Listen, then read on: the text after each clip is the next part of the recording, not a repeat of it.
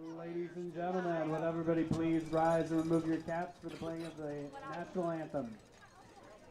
Well, Ricky's wife Andrea is my cousin.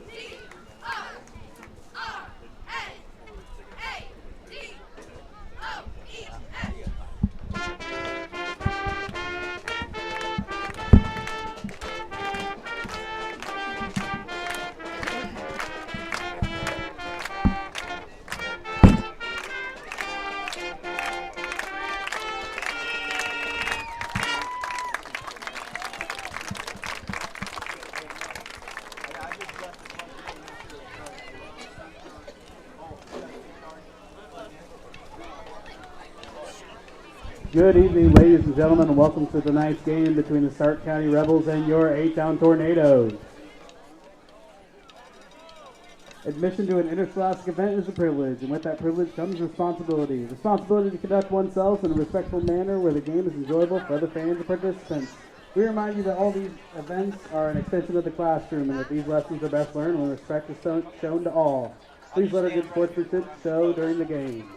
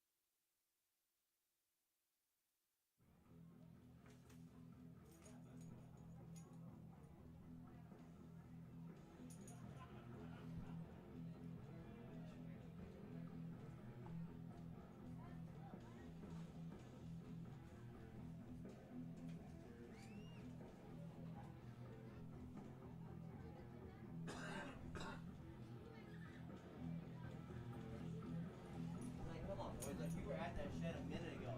They start running. They have no sense of urgency. It's like, let's make sure we're ready. Like, you got a minute, guys. Like, I would start running.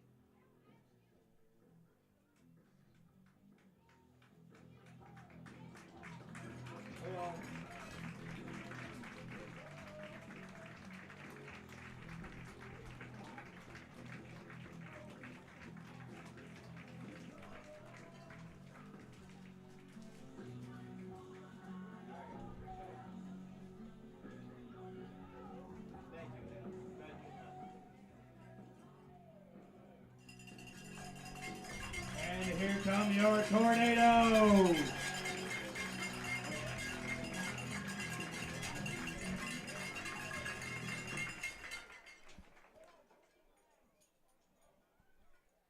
And with the entrance, we are set to go here at Abington High School. I'm Ken Suter as we get set for the first football game of me for this season. It's the third to go. As A-Town will take on the Stark County Rebels. Stark County going to set up with the ball. 12 minutes on the clock. They're set up in the white with red accent. A-Town with the kind of bumblebee yellow look with the black or dark green.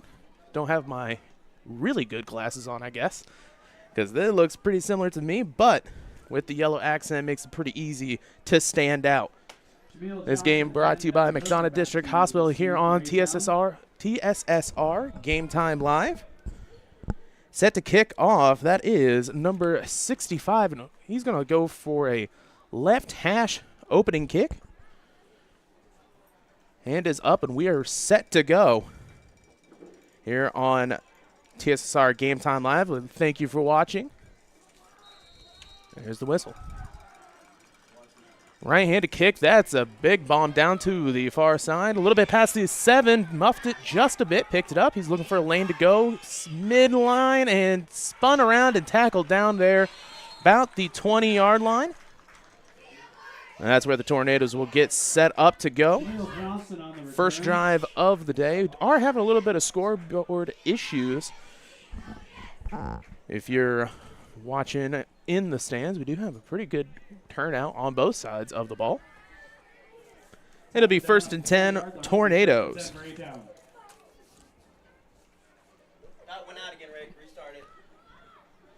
Tornadoes set up. They're going to go shotgun, trips right.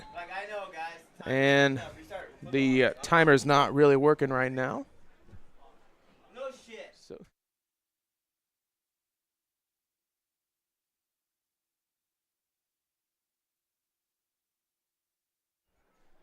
a few extracurriculars out in the press box.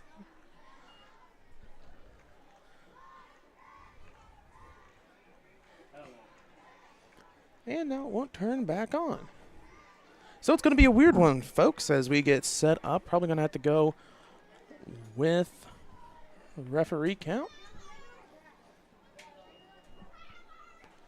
We don't quite know for sure. Coach is looking at us, so we're looking at Coach. Okay, so it will be ref time. It will be ref time.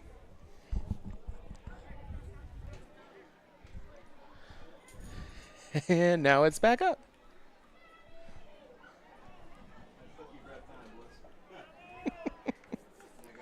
So I'm pretty sure even though it will be back up, we'll stick with ref time. Now we can get the first snap off. Looks like the same formation. They'll go trips towards the left with one running back next to him. 1st and 10 for the Tornadoes. Man in motion. Looks like a screen. They will screen it off, and it'll be a forward pass, so incomplete. That will be an incomplete pass. 2nd and 10 to start out. Looked like they're going to go for a screen there. Had 3 linemen let them men through, but looks like the defense just a little bit too quick.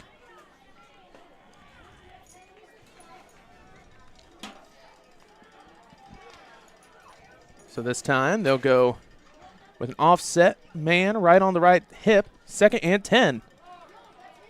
Showing blitz. That's an illegal formation. They'll move 5 back. Indeed, illegal formation as the Tornadoes will go back 5 yards. So 2nd and 15 for them. Incomplete pass and illegal formation. Call will be false start. Tornadoes still trying to kick out of a little funk they found themselves in at the beginning.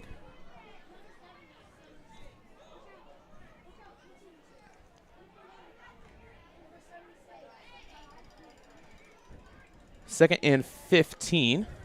They'll go with the same. Oh, no, they're going to switch over to a down tight end. Gets the snap. A quick slant is going to be incomplete. So 3rd and long. Pass was intended to Jacob Hall, number 0. Jacob Hall falls incomplete. It'll be 3rd and 15. As Anderson couldn't get that one across on the quick slant.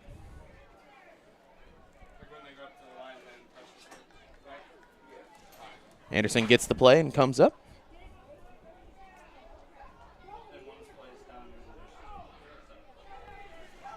So 0-2 on passes. 3rd and 15. And they're going to stretch it out wide.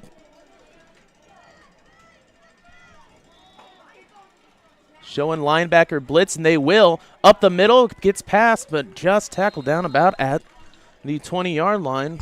Close to the original line of scrimmage, and it will be 4th down. Carson Singer on the carry. Singer on the carry. Be a gain of 6. It'll be 4th and 9. And he'll get 6.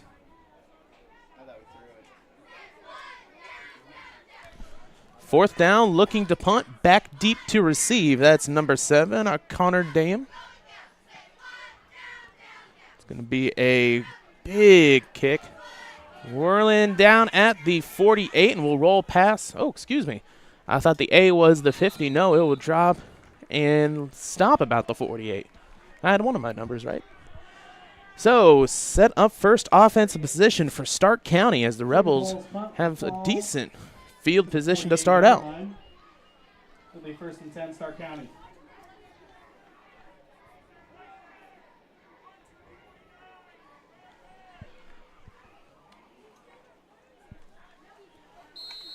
Offense is set for him.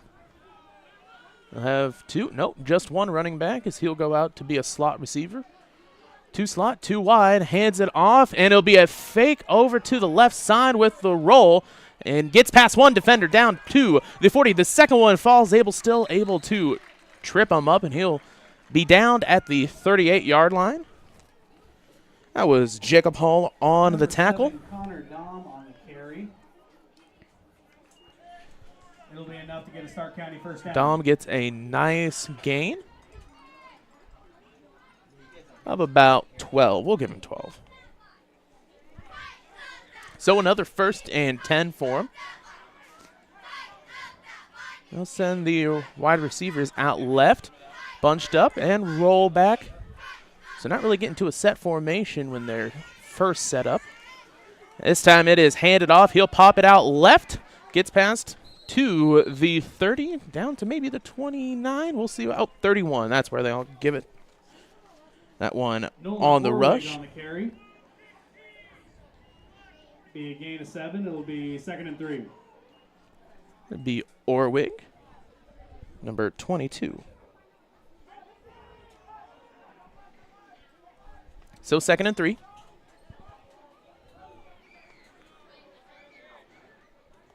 Once again, 7 going out wide. Defense comes in, looking on the rollout, launches it on the corner, and it'll be incomplete. Led him just a little bit too much. 9:36 to go here in this first quarter. That'll be the first incompletion. Pass falls incomplete. And it'll be an A-Town timeout. So we'll take a quick break here. Still nothing. 9:36 to go here in the first quarter.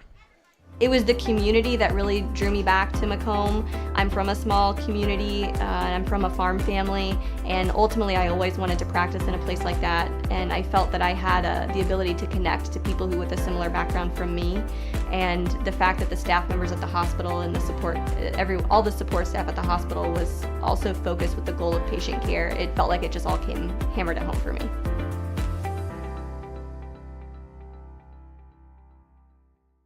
I like to make time for my patients. I don't ever want anyone to feel rushed. I'm happy to sit and talk for as long as they need. And you know, sometimes that puts me behind in my schedule, but I think it's worth it. People know if they need me that I'll be there. And welcome back to TSSR Game Time, live presented by MDH.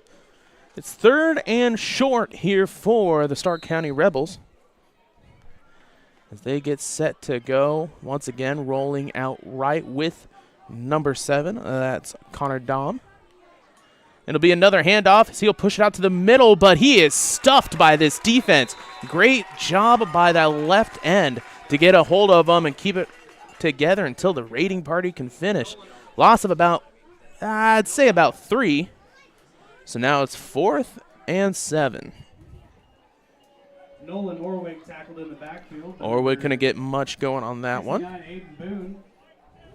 So we'll see what coach wants to do. Here, passed up to about the 35, we'll say 36, so they will go spread. 4th and long. And they will, it's going to be a quarterback keeper. He pops it out to the right and can't get much. Maybe a gain of 2. It'll be a turnover on down, tornado ball. On the rush, Dylan Steelman, excuse me. For a 2-yard rush. He gets about 2, but that is just not enough. First down. So Tornadoes looking to do better here on the second drive, as they got a gain of 6, but a penalty of 5 and 2 incomplete passes. Defensively, Stark County only going to be rushing 3 with kind of 2 linebackers that can stand up if they really want to. As they get set, 1st and 10, back to the shotgun formation. Showing 2 blitz, and they do right up the middle, and that is just completely stopped. Loss of about 4 yards. They're down to the 30. And those 2 inside linebacker blitzing straight through the A gap. Just couldn't get past after the snap. Center couldn't grab him. A loss of about 2, we'll say. As Carson tried to get it.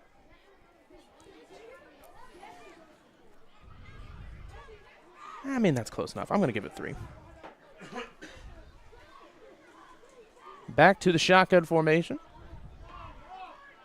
Most likely are going to keep it this way. They do kind of like the spread look. Again, showing blitz, this time to the far side. It's slant. It is over his head. Just thrown a little bit behind. Just needs to lead number 4 just more. That's Owen Timmons on the reception. Couldn't get it. It'll be 3rd and 12. So again, 3rd and long for this Tornadoes team. 8 minutes to go here in the first.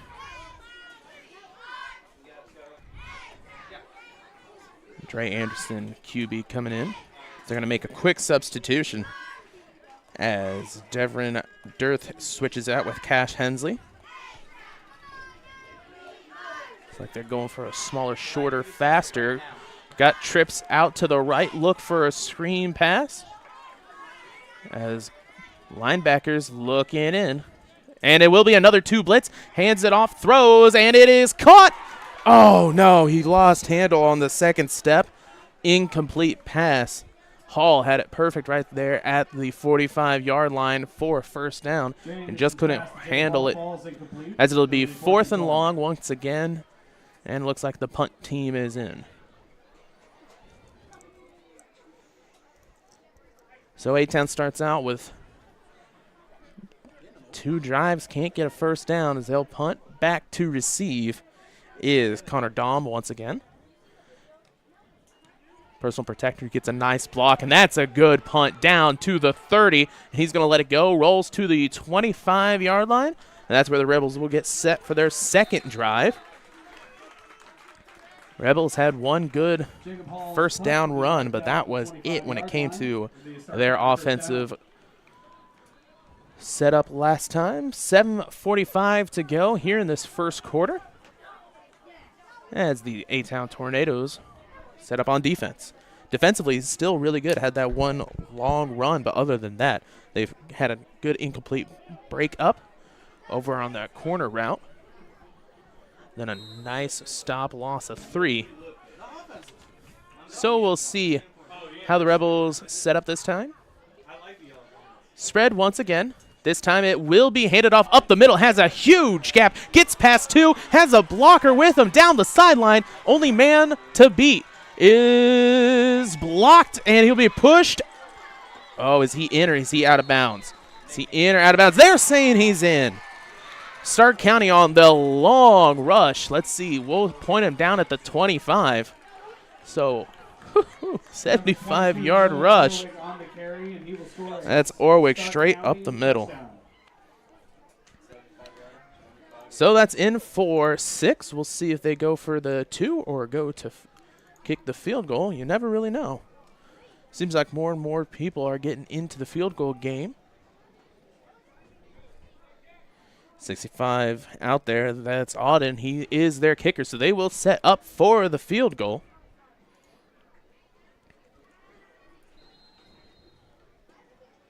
Have 2 personal protectors on the side. Puts it up. And it's through. 7-0 Rebels as the Tornadoes look to get started offensively. We'll take a break and be back here on TSSR Game Time Live, presented by MDH. It was the community that really drew me back to Macomb. I'm from a small community, and I'm from a farm family, and ultimately I always wanted to practice in a place like that, and I felt that I had the ability to connect to people who with a similar background from me, and the fact that the staff members at the hospital and the support, all the support staff at the hospital was also focused with the goal of patient care. It felt like it just all came hammered at home for me.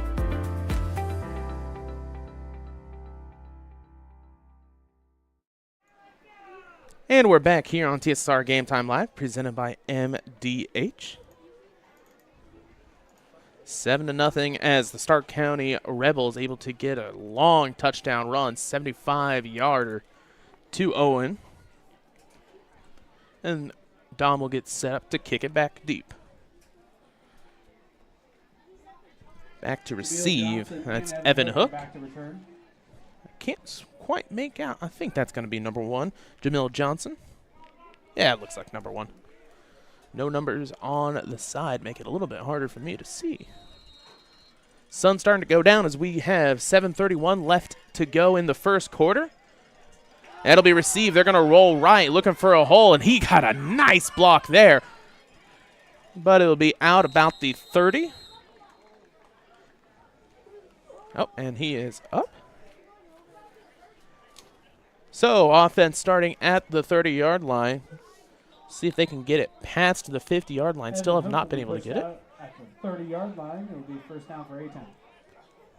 And that's 2 timeouts for A-Town. Timeout A-Town. So, they've got 1 left for a full quarter and a half. But we'll take a quick break and be back on TSSR Game Time Live, presented by MDH. At Western Illinois University, Leathernecks don't just blend in. Our purple stands out. Our students are innovative, creative, and resilient. At WIU, there is limitless potential, with campuses in Macomb, the Quad Cities, and online. Visit wiu.edu/potential to become a Leatherneck and get an education that stands out.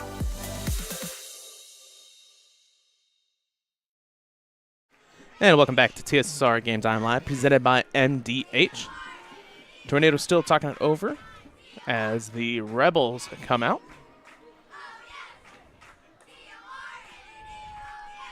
Looking at the size differences, it doesn't seem to be too much. Looks very even between both teams. So, 1st and 10 from the 30. As Tornadoes get set. Spread, have 1 hitchback. They'll hand it off up the middle. Passes 1 tackle and gets to about the 35-yard line. We'll give them about a gain of 3. Carson Stinger on the carry. Stinger. His 3rd rush of the day. Only person on the Tornadoes team that's got any offensive gain so far.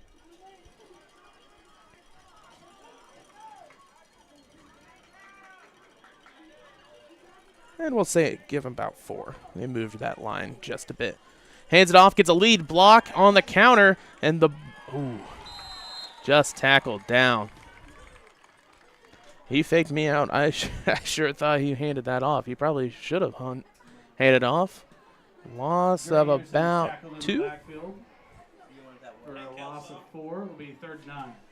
They said motion. They said motion on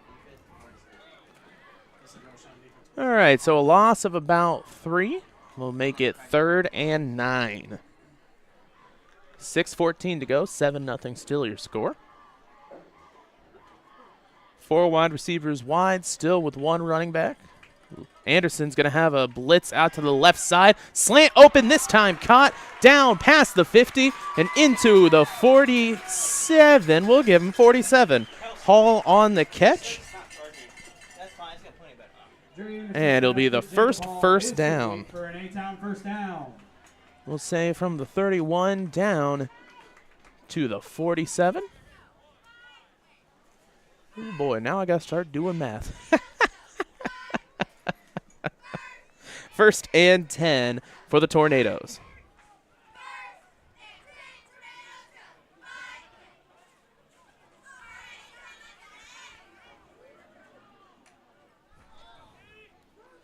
Looking to pass, slant once again, right side. Oh, just behind. He had beaten the safety.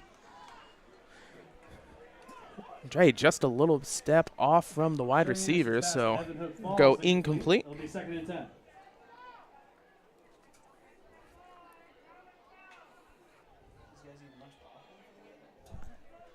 .5:28 to go in the first quarter. And 2nd and 10.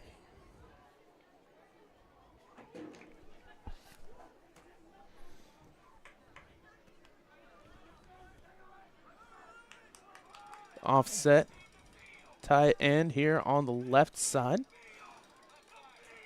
Looking back, and the ball on the ground. We'll see who picks it up. Stark County is cheering, and indeed, that'll be a fumble recovered by Stark County. It'll be 1st and 10 that way, so a little glimmer of hope, and then there it goes as fumble on the handoff. I mean, 1st and 10 for the Stark County Rebels.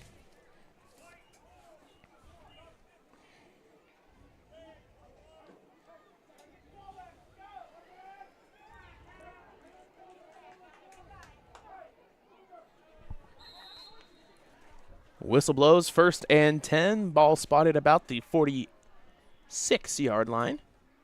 And he'll hand it up. Be a keeper. He's got all types of defensemen against him as they'll keep pushing back. Oh, and they're going to talk to him a little bit. That was a little bit farther than the whistle. Referee definitely did not like that. So they'll look for that most likely throughout the rest of this game. So it'll be a long sack. We'll see about a loss of 7 on the sack. 4:50 to go here in the first. So far, A-Town defensively on the sides. The linebackers been doing well. The defensive line, however, that's where they need to focus a little bit harder. That's where they've opened up 3 different times for gains. So they're going to send both men out left. Probably look for a quick slant or maybe a screen. It will be a screen right there to Nolan, and that's picked up. However, he's pushed off one, gets to about the 40 before he goes out of bounds. They'll give it to him, so to the 41. A pass gain of about 4. Steelman's pass to Nolan Orwig is complete. Nolan once again on the catch. 3rd and long still. Oh, my old school, huh? We're on the eye tonight. I like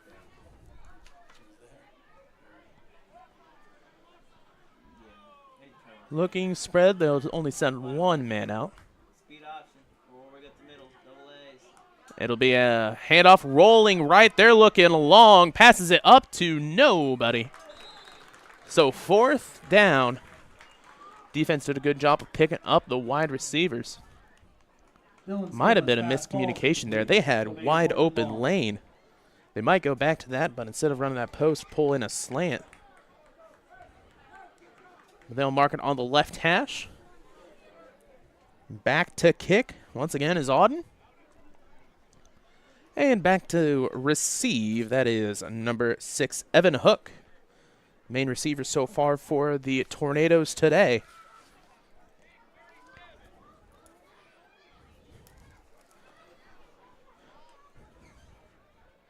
Not sending too much of a blitz, looks like. Only about 3, but man, he's right there, and he hit him. They'll say, don't see any flags out. So it looks like he got him before the kick. That was close. That was very, very close. If anybody out there has been playing the college football game that recently came out, you know all about roughing the kicker and roughing the punter penalties. It seemed like every single time I would drop back, I'd get one. So 1st and 10 for the Tornadoes, as they'll line up at about the 25-yard line. 4:01 left in this first quarter. Other than that one long 75 rush, A-Town's defense holding the Rebels pretty well so far. A-Town just looking for another spark. Handed off up the middle, and he is stopped instantly. That'll be a loss of a few. We'll say just a loss of 2. And that was, again, Stiegel on the rush. Stanger on the carry is tackled in the backfield for a loss Excuse me, of 2. Stanger. It'll be 2nd and 12.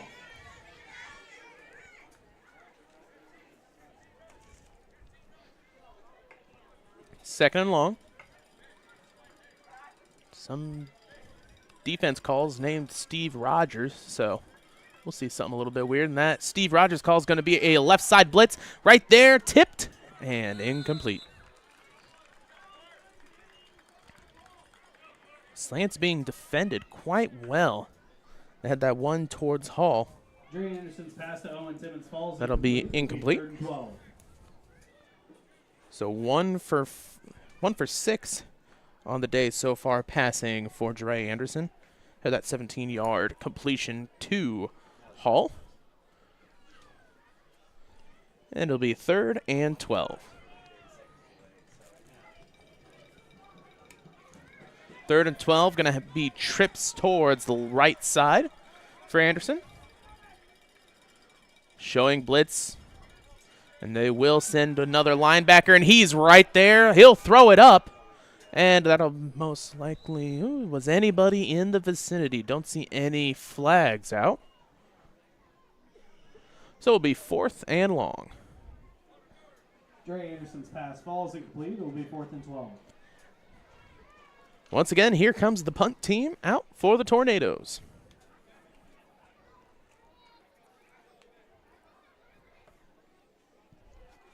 Back deep to receive, Connor Dahm.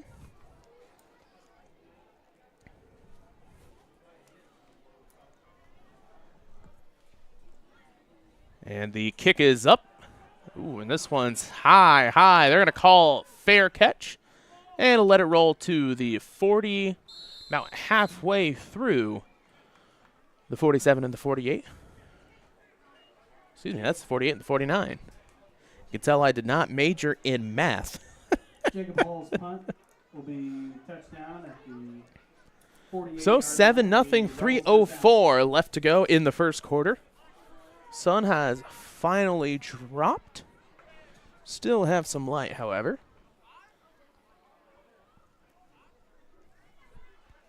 Kind of overcast skies, but no precipitation in the radar. 1st and 10 for the Rebels. 4-man wide, have one receiver, but it is low snap, and he's just going to have to fall on it. They're going to say the ball is out.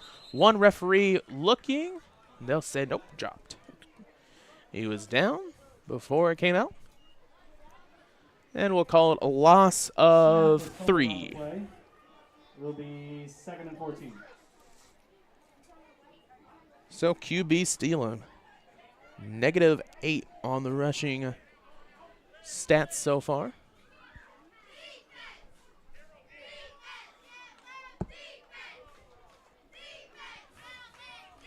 Second and long. Still spread, 2 wide. Gonna send it inside blitz. Gonna be a speed option. He'll toss it out to Nolan. Nolan gets past the line of scrimmage and up for a good gain of about 5.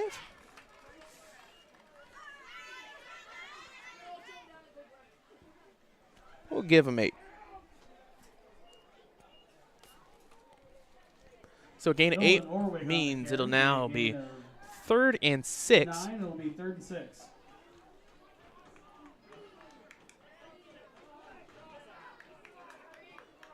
We'll see how they come out. Had 2 decent runs so far.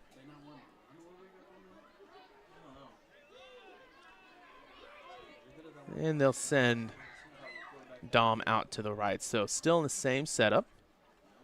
Looking for a screen. They're going to let it wheel up high and caught. Perfect pass. Gets past one defender who tried to tackle with his shoulder instead of his arms. And that gains another about 10 yards after. So a long pass gets it down to about the 13-yard line, 14-yard line. You got better eyes. What yard line is that? Dylan Steelman's pass to Jeremiah Siebenthal is complete for a Rebels first down. All right, yeah, we'll call it 15-yard line. So good long pass on that one. Sets up a 1st and 10. This time 3 wide receivers out to the left. They'll hand it off. Oh, man, nasty hit sounds. Helmets clink up together. Runs. I won't say he got out of bounds. They'll run the clock down to about 1 minute to go. And only about a gain of 1. Gain of a yard. It will be 2nd and 9.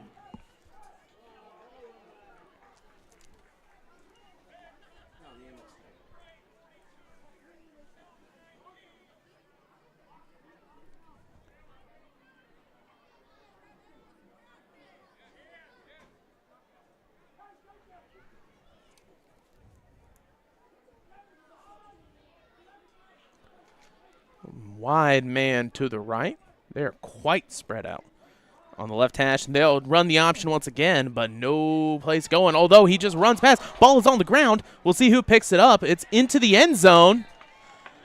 And you can't advance on a fumble, so. Well, referee calling for the touchdown.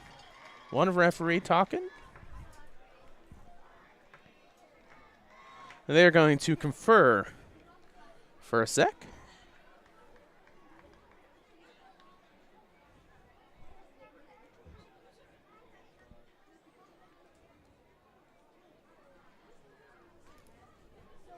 Well, we'll see what the official call is.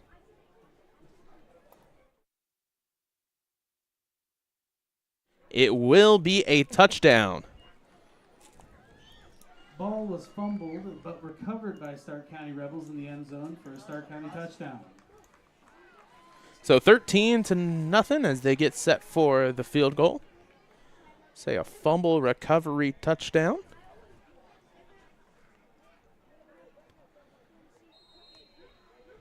Ooh. Jumped a bit as they'll try to see if it was, and it was legal formation. So we'll move him back 5 and try the kicking again or go for 2. We'll see what the coach wants to do. False start on Stark County. Replay extra point. They will move it back. No, that's true. You can do it in high school games. Auden's there, so we'll go with it. So second try for it. 18 seconds to go here. 13-0. Ball snapped, held, and up, and it is blocked. No good. So 13-0 your score here in Abington with 18.8 seconds to go. We'll take a break and be back on TSSR Game Time Live presented by MDH. Over the years, we've told you about the benefits of choosing Spoon River College. Affordable. Transferable credit. Career ready. A culture where students feel like they belong. Wow, that brings a tear to my eye. And while all these are true, there seems to be one thing that, well, sticks. So let's give the people what they want to see. Enrollment is now open.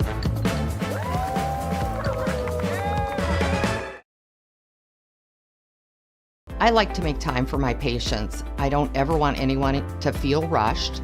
I'm happy to sit and talk for as long as they need. And sometimes that puts me behind in my schedule, but I think it's worth it. People know if they need me that I'll be there. And welcome back to TSSR Game Time Live, presented by MDH. 13-0, 18 seconds to go here in the first quarter as the Rebels lead the Tornadoes. Had to do a quick rule check to make sure, and yes, you can advance on a fumble. As Auden gets set, checks his thigh pads. Waiting for the whistle, and there it is. Good Lord. Just a booming kick down to the 8. He's looking towards the right side and tackled down by 75. That is Cole, the senior. Cole Kinsella. And it'll be 1st and 10 for the Tornadoes. Jameel Johnson on the return.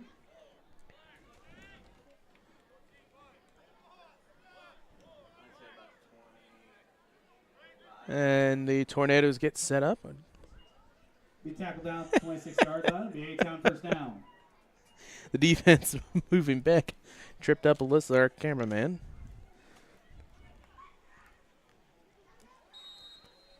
First and 10 down at the 26-yard line. As we'll see what Anderson gets set up. He's going to have 2 running backs next to him. It's probably a good call to get some pressure off, as they will send both. Hands it up the middle. Good gain down to about the 35-yard line.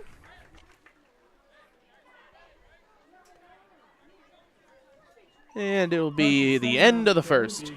So 13-0 here after the gain of 8. We'll take a break and be back here for the second quarter at A-Town.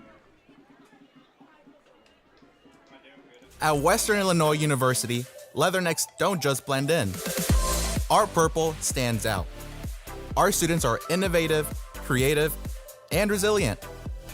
At WIU, there is limitless potential, with campuses in Macomb, the Quad Cities, and online. Visit wiu.edu/potential to become a Leatherneck and get an education that stands out.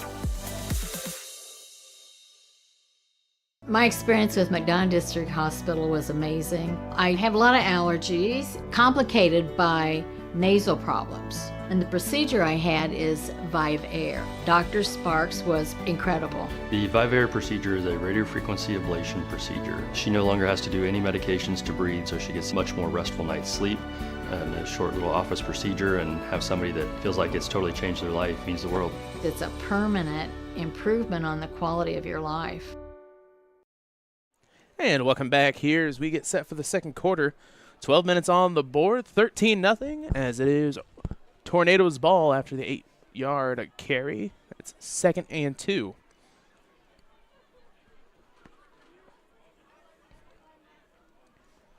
Tornadoes showing 1 man wide left. And they'll have 1 right with tight ends. Oh, and 1 to this side. So 3 wide receivers, 2 running backs set for him here in the shotgun. 2nd and 2 will be a handoff up the middle, and he's got a hole. 1st down and some more down to the 40-yard line. Once again, on the rush is Stenger. Stenger on the carry for a gain of 7 yards. That'll be an A-Town first down.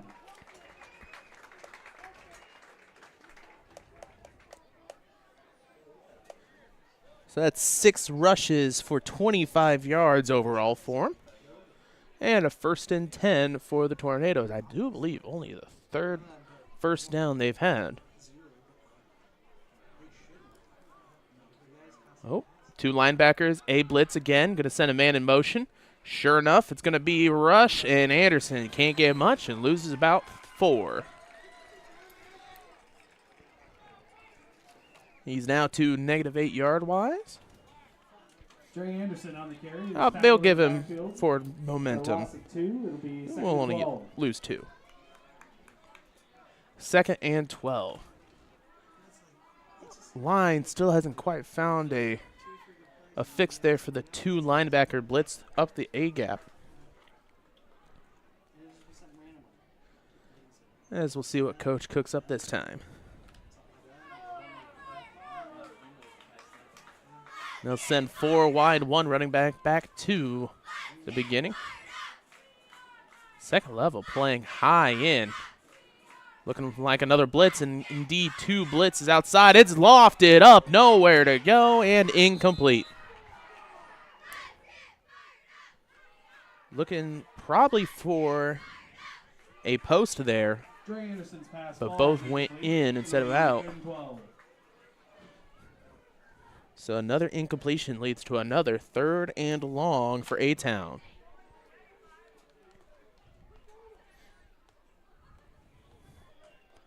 .33 to go, 13-0 your score.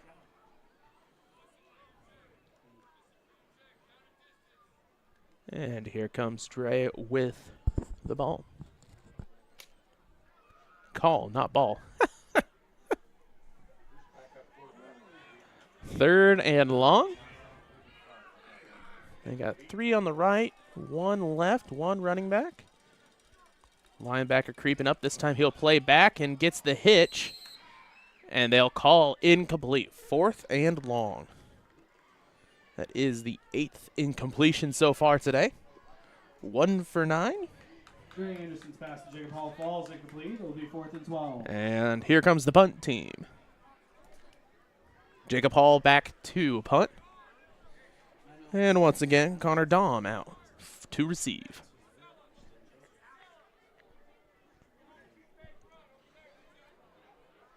We'll see what type of pressure they bring in. That's Russian 5.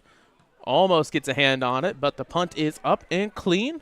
Ooh, and a good roll for the Tornadoes as it passes the 25 down to about the 22-yard line, and that's where we'll start out for the Rebels. Jacob Hall's punt goes all the way to the Stark County offense getting set up.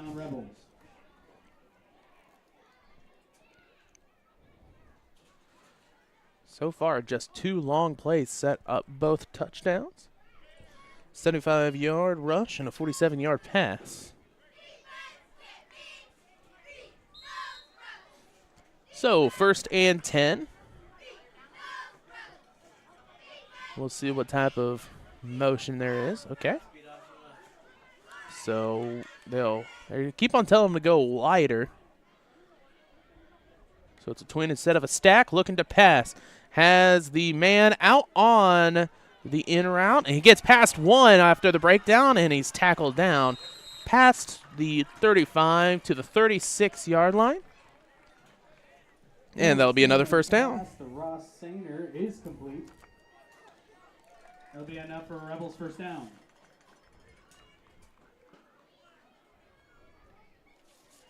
On the catch, that is Ross Sainer.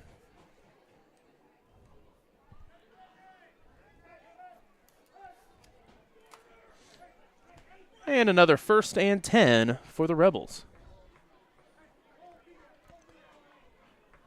So trips right with a tight end. So I wonder where he's going under center for this, and it'll be a sweep to the left. Has 1 man to beat, and that is Hall, and he gets passed up to the top. 1st down, and continues to rush as he is finally tackled down towards the 31-yard line. And that is a big gain for him. Nolan Orwig on the carry. And it'll be a Stark County 1st down.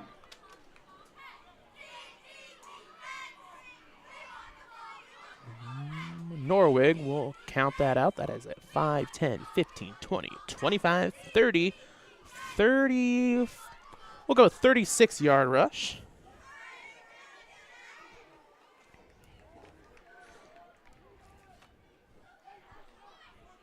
And 1st and 10. They'll hand it off. No, it would be a keeper.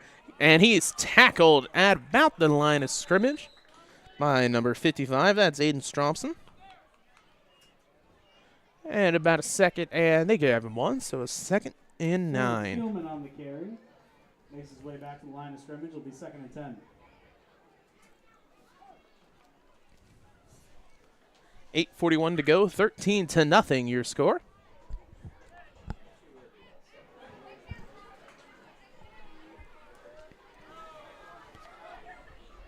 We'll see what formation they decide to come out of. Once again, just one running back, and it'll be a kind of a wrap there. Could have been a read option, but the defense is able to stop them before they got out of their set. Loss of about Nolan Orwig on the carry. 2. Backfield. Loss of about 2. It'll be 3rd and 11. 3rd and 11.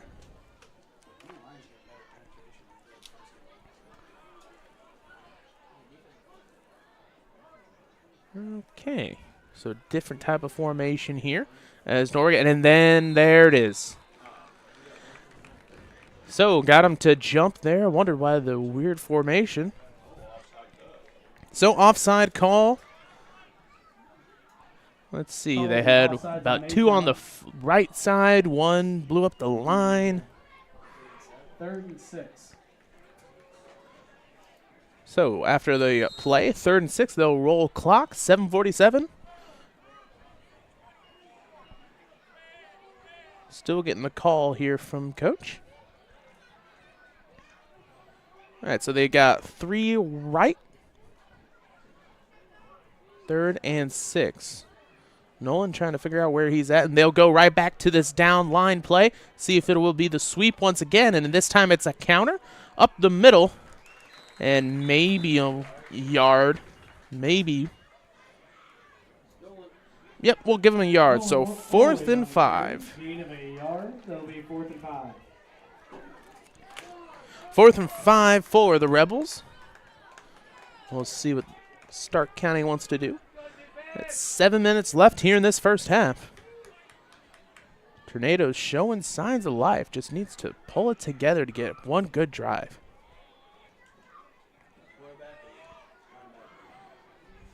All right, so 4th and 5. Running back getting right back up to the same side. We'll see if the QB decides to come up, and he doesn't, but another offsides. However, they're pointing at the lineman. We'll see. Nope, and they're going to call the offsides. So mark off 5. We'll see if that'll give them the 1st down. They were saying move the chains without even looking. It'll be enough for a... Indeed. So 1st down for the Stark County Rebels.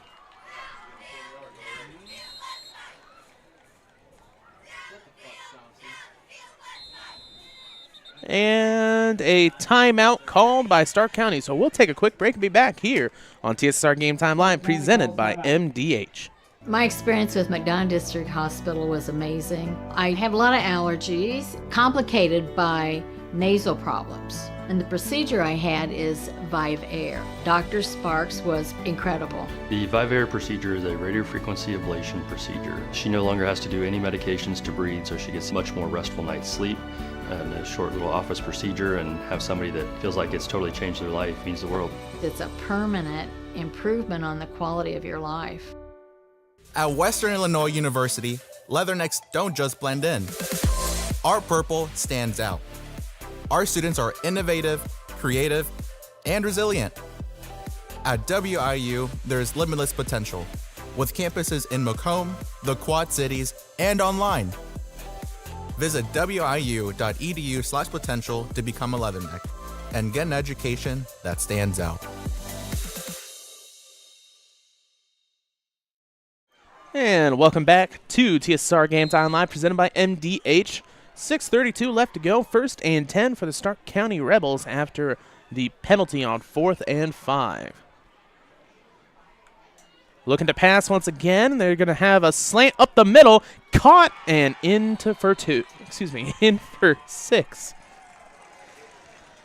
Had a defender right there, but just slipped right at the very end. And that was down at the, let's count. Down at the 22. We'll give him a 22-yard touchdown pass.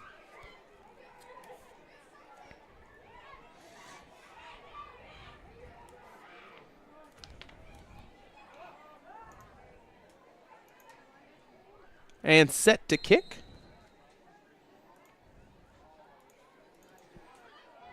And this time it's going to be a rollout fake. Look, steps up, throws it left-handed, and it is down. Incomplete.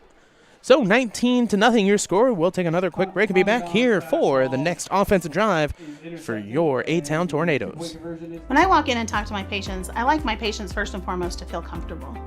I like to keep it real with them. I like them to know that I'm there to listen to them and to help them understand some of the processes that they may be going through. The most rewarding aspect that I feel with caring for patients is when those patients come back in and they tell me how much better they feel for something that I have helped them accomplish in their healthcare.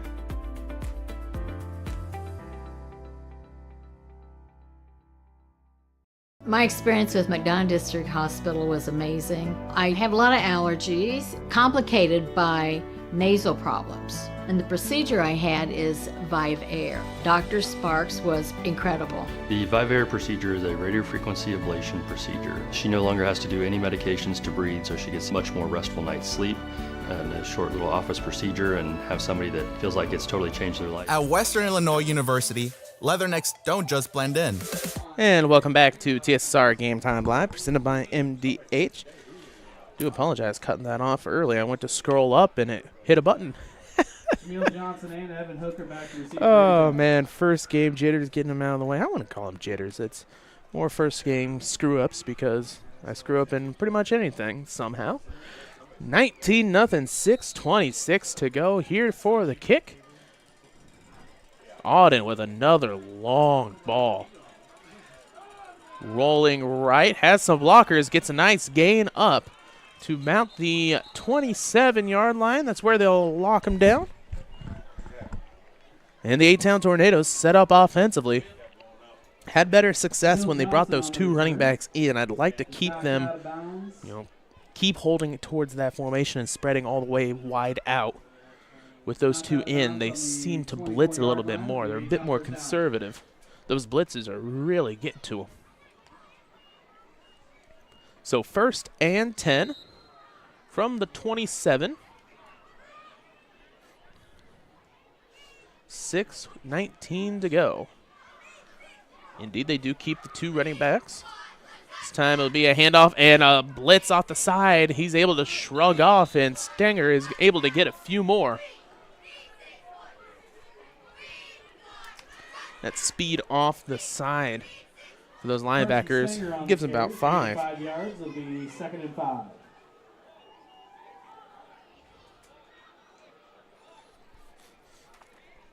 So here at halftime, we'll be able to get all the stats compiled for you. Then we can talk over a little bit about the upcoming football schedules for college and the NFL, as we are back full in swing in all 3 levels. 2nd and 5. Discussing still a little bit more. This time they hand it up again. And Stenger gets about 2 or 3. We'll give it 3. Carson Stenger 3rd and 3 to go. 3 yards. It'll be 3rd and 3.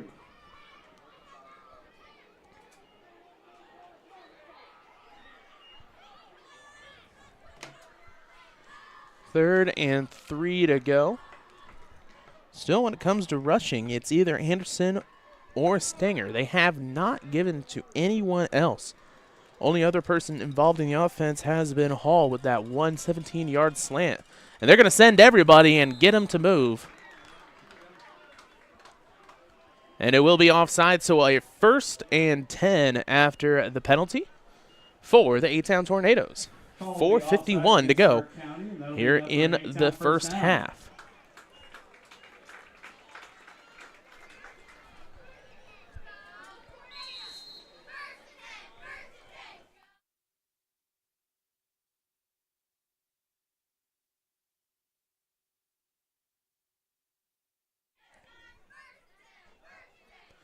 First and 10. Anderson steps up. He's going to look to keep it. He slides down at the 45-yard line.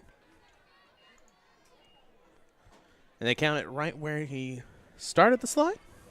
Dre Anderson on the carry. Gain of 5 yards. It'll be 2nd and 5.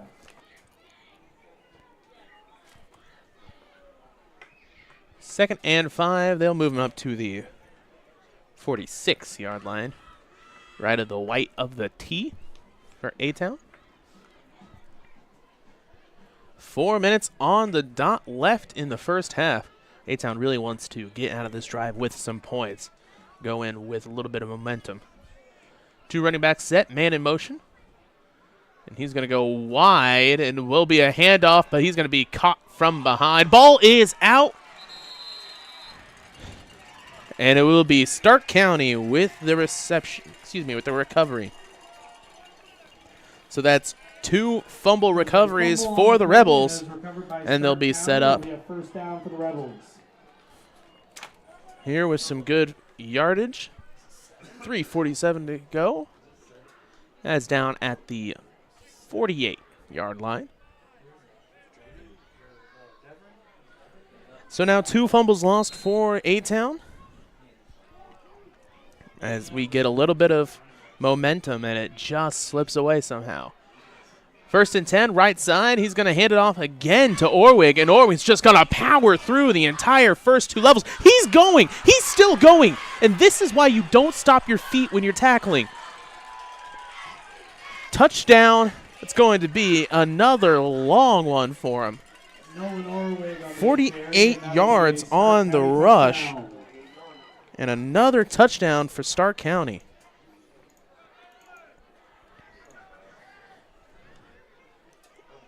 You know, as a safety, deeper than deepest, you just want to flow. You are the last line of defense. Just because you've got hands on them doesn't mean you can stop and just rest. You've got to continue to clean up everything.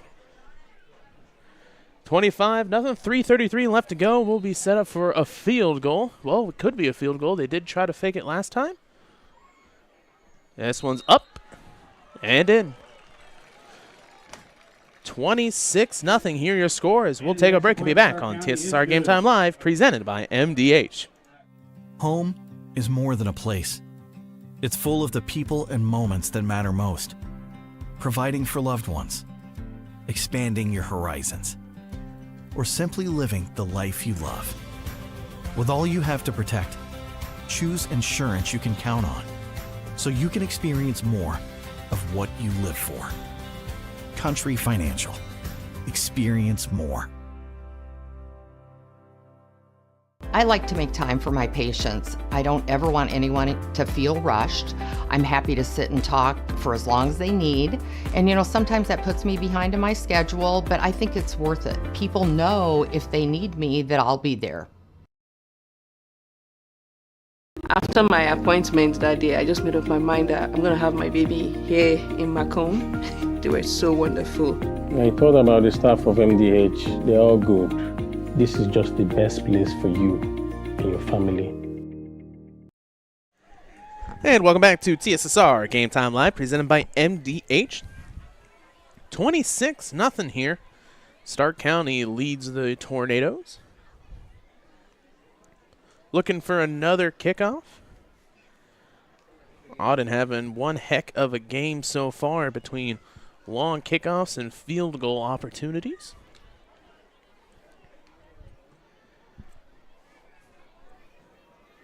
.333 left in the first half. And this one's long once again. Picked up. Still looking for the hole. He's got a far side if he can make it. Down to around the 40 before he goes out. We'll see where they mark him.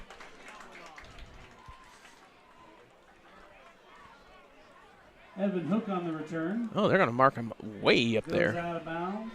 That's around the 44-yard line.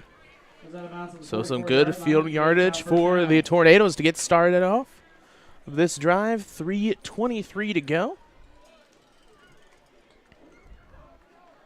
Yeah, I guess the differences between 8-man and 11-man football between the two we announce. The sideline length, the width of the field just a little bit shorter.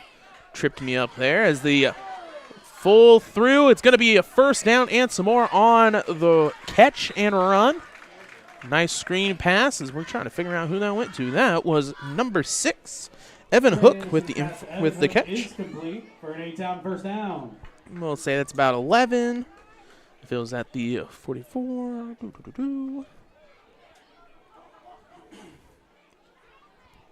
We'll just even it off and say 15-yard catch.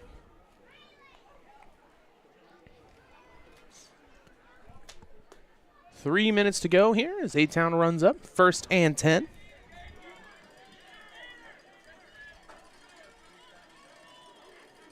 They've got trips to the right. Might try for another screen here after the success of the first one, and they do. Right back to him. This time he's going to juke and go inside, tackled down, about a gain of 7. Jerry Anderson's pass to Evan Hook is complete again. Hook catches it. He's got 2 catches. Be a gain of 7 yards. Will be 2nd and 3.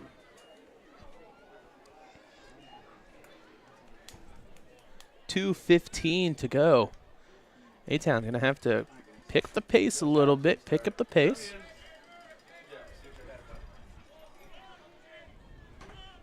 It's going to be trips to the left now, 1 right. Coach is screaming at him, and then it's going to go right back to, this time to Hall, excuse me. He's going to get past 1, gets past 2, down to the sideline, and he is pushed out of bounds. Past the 10.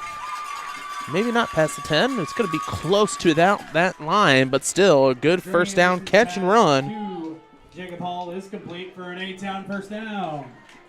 They're going to mark it straight at the 10. So great pass and catch. And we'll see what they want to cook up now. And it will be a timeout for Stark County. So we'll take a quick break and be back on TSSR Game Time Live, presented by MDH. Over the years, we've told you about the benefits of choosing Spoon River College. Affordable. Transferable credit. Career ready. A culture where students feel like they belong. Wow, that brings a tear to my eye. And while all these are true, there seems to be one thing that, well, sticks. So let's give the people what they want to see. Enrollment is now open. I like to make time for my patients. I don't ever want anyone to feel rushed. I'm happy to sit and talk for as long as they need. And you know, sometimes that puts me behind in my schedule, but I think it's worth it. People know if they need me that I'll be there. And welcome back to TSSR Game Time Live, presented by MDH. 1st and goal for the Tornadoes. Here with 1:51 left in the half, trying to get on the board before the end. And they'll have trips to the left once again. Trips so far working for them. Why not move? Or why move? Why not move makes no sense. Middle linebacker's going to pop out left, and it's going to be on the ground. Dre will have to fall on it. So they'll move back a few yards and get set up for 2nd and goal. Well, that's a bit more few than I'd like, as that is a loss of about 6.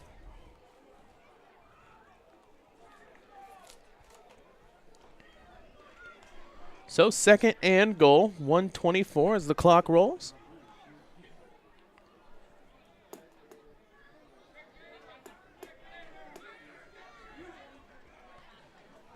Trips left. Cornerback's playing high. They're going to look to roll out, throws it out of bounds. And that'll stop the clock and make it 3rd and goal with 1:04 left. Ball's incomplete. It'll be 3rd and long. Couldn't get that completion to work out, and they'll try it again.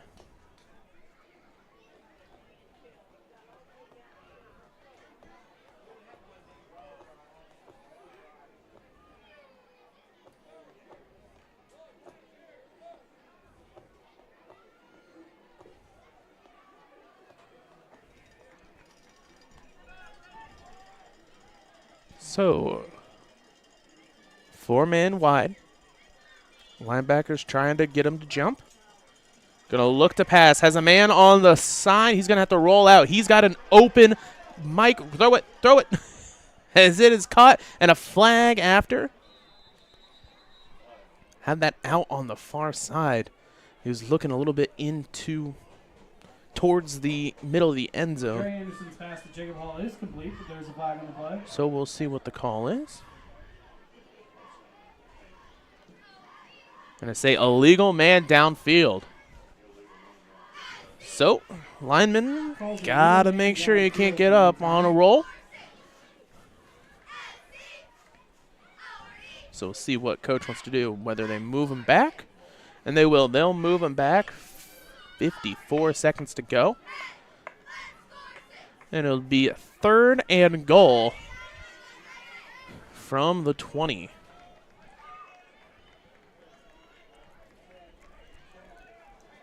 Oh, it's going to be a loss of a down. So 4th and goal from the 20. Here with 54 seconds to go. And a timeout taken by A-Town. So we'll take a quick break as well here on TSSR Game Time Live, presented by MDH.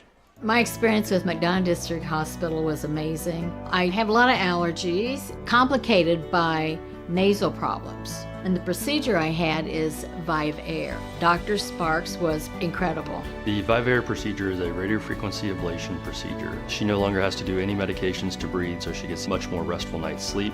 And a short little office procedure, and have somebody that feels like it's totally changed their life means the world. It's a permanent improvement on the quality of your life. After my appointment that day, I just made up my mind that I'm going to have my baby here in Macomb. They were so wonderful. I thought about the staff of MDH. They're all good. This is just the best place for you and your family. And welcome back to TSSR Game Time Live, presented by MDH. 4th and goal from the 20. 53 seconds left to go. As they'll have 3-man wide left. Dre will get the ball, look to pass. Has verticals up, and just overthrown.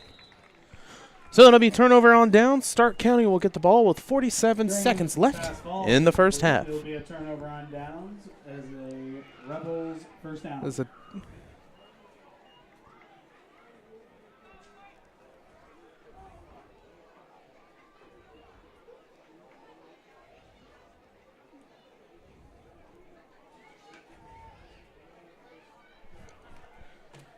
So after the turnover on downs, 1st and 10, 47 seconds to go.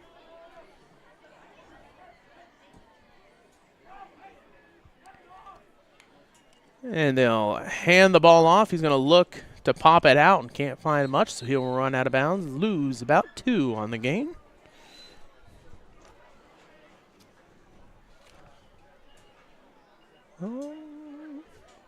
Yeah, about loss of 2, we'll mark it. Nolan Orwig on the carry, goes out of bounds. That was Nolan on the rush once again. So 33 seconds left to go as the referees will come up and confer. Don't quite know what they're talking about. I'll try to look back here and see if there's anything out of order.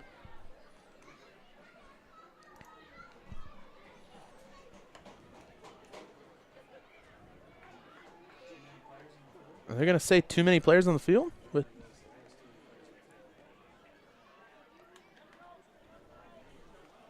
Yep, because there was the flag down there. It hit in the yellow of the 20. Didn't even see it. So there was 12 players on the field for A-Town on the play. The refs marked it down. I don't even think they realized that one of them had it. And that's going to be a first down. 33 seconds to go. And the ball will be down at the 35.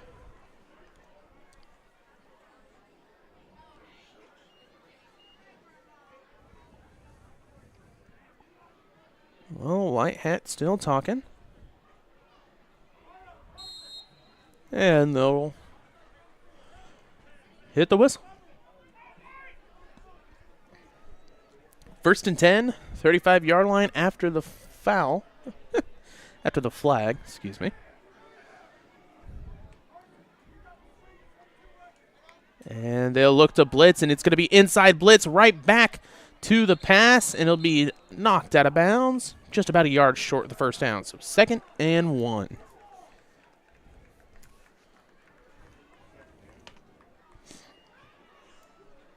Dylan Steelman's pass is complete to number 5, Ben Browning. We'll give that one to Browning. 2nd and 1. About a 9-yard gain. 28 seconds to go as he's knocked out of bounds. Clock is stopped. Stark County going to try and extend the lead. He's going to look to pass, and he launches it up on the vertical, and it is caught. Caught by Stark County. Wow. Through triple coverage and everything. And they're going to keep on rolling them because they're going to start to run the clock. Is complete for Rebels first down. So we'll see if they spike it, and they do. So a completion. A long one at that, too. We'll triple check, see who that player was.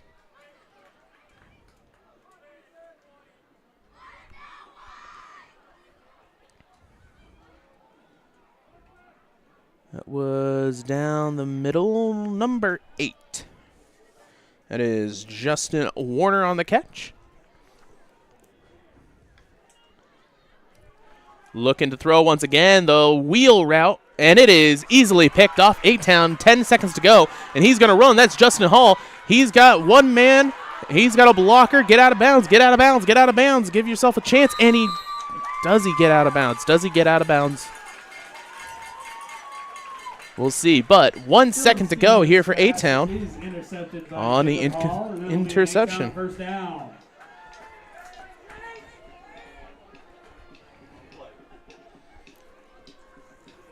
So 8-Town, 1 second to go, has one chance for a long ball to get some points before the end of the half. It's down at the 42-yard line.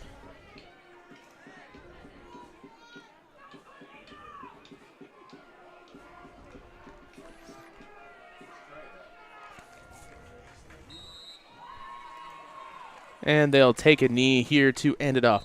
So at the end of the first half, 26-0 as the Stark County Rebels lead the 8-Town Tornadoes. We'll take a break here for halftime.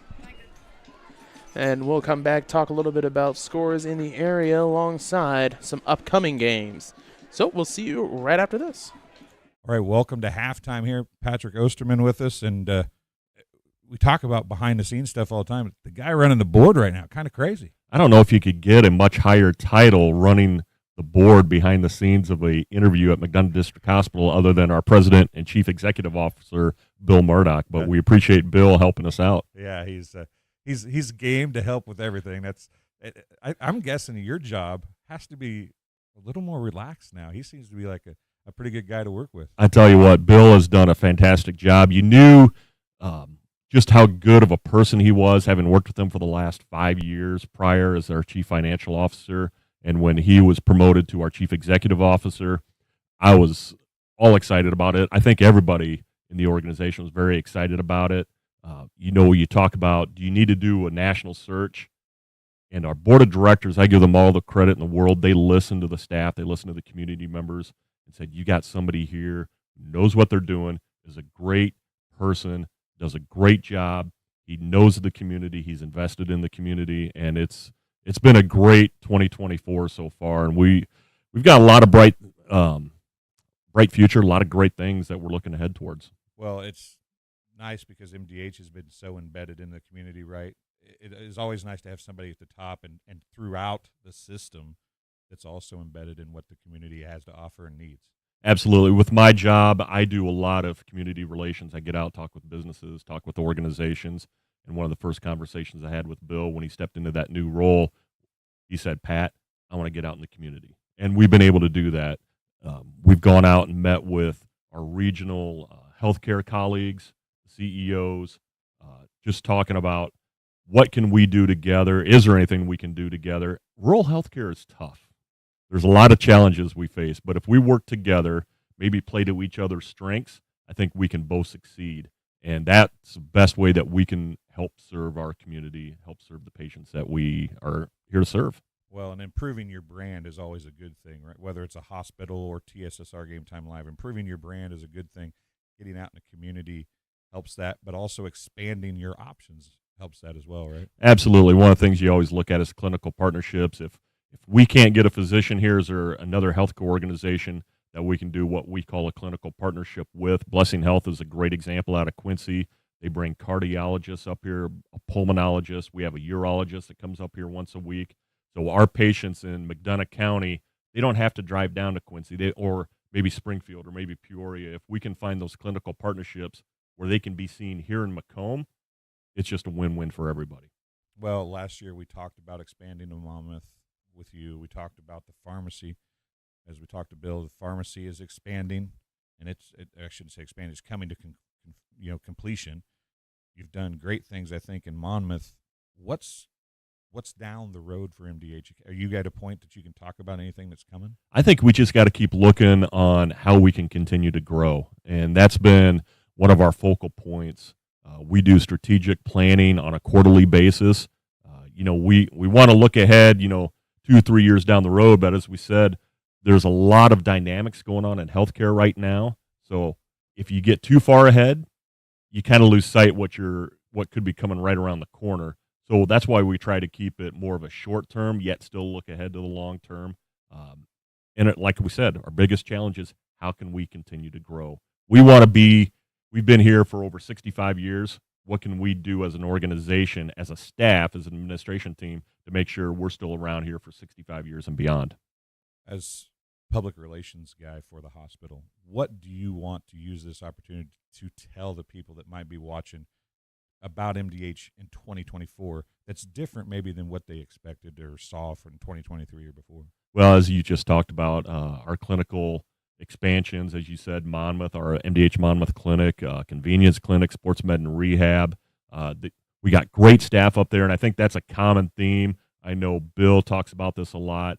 I 100% on board with this too. I agree 100%. I would think you'd ask any of our staff members, they would say that we got a great team right now. We do a great job working together, and I think that's how we can play to our strengths to help grow. You talked about the community pharmacy. We're excited when that starts coming online and how we can best serve our community. A lot of convenience. I think one thing that we learned from COVID, people love convenience. We got our drive-through labs, and now you got our drive-through community pharmacy. A lot of good things going on. Stay tuned. It's an exciting time right now in our organization. Well, have some fun at baseball this weekend, okay? We're going to have some fun. A lot of fall baseball going on as we record this right before the start of high school football season. I know we're going to have a lot of great football games. We want to wish all of our area teams the best of luck this year. We'll be right back with the second half right after this. Over the years, we've told you about the benefits of choosing Spoon River College. Affordable. Transferable credit. Career ready. A culture where students feel like they belong. Wow, that brings a tear to my eye. And while all these are true, there seems to be one thing that, sticks. So let's give the people what they want to see. Enrollment is now open.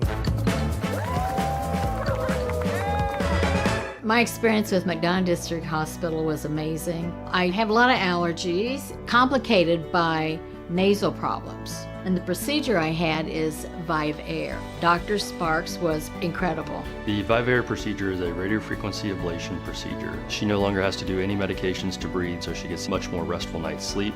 And a short little office procedure, and have somebody that feels like it's totally changed their life means the world. It's a permanent improvement on the quality of your life.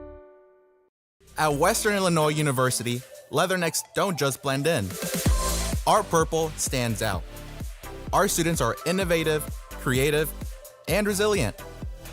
At WIU, there is limitless potential, with campuses in Macomb, the Quad Cities, and online. Visit wiu.edu/potential to become a leatherneck and get an education that stands out.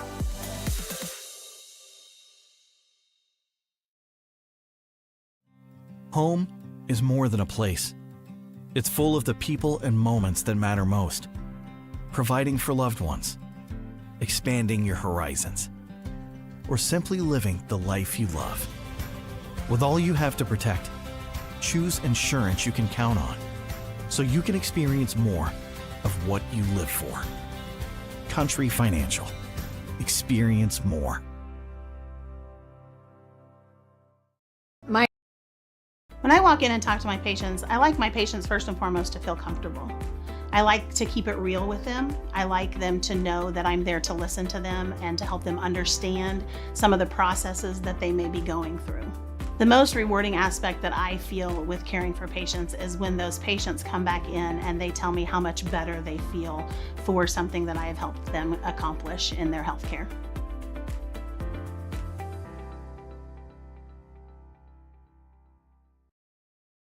It was the community that really drew me back to Macomb. I'm from a small community, I'm from a farm family, and ultimately I always wanted to practice in a place like that, and I felt that I had the ability to connect to people who with a similar background from me, and the fact that the staff members at the hospital and the support, all the support staff at the hospital was also focused with the goal of patient care. It felt like it just all came hammered at home for me.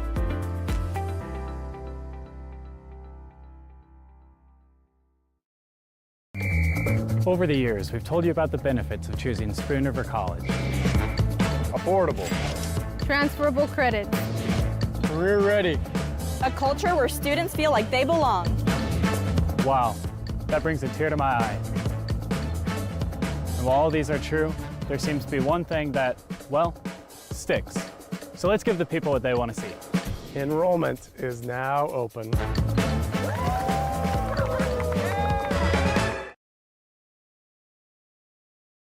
My experience with McDonough District Hospital was amazing. I have a lot of allergies, complicated by nasal problems. And the procedure I had is Vive Air. Dr. Sparks was incredible. The Vive Air procedure is a radiofrequency ablation procedure. She no longer has to do any medications to breathe, so she gets much more restful night's sleep. And a short little office procedure, and have somebody that feels like it's totally changed their life means the world. It's a permanent improvement on the quality of your life.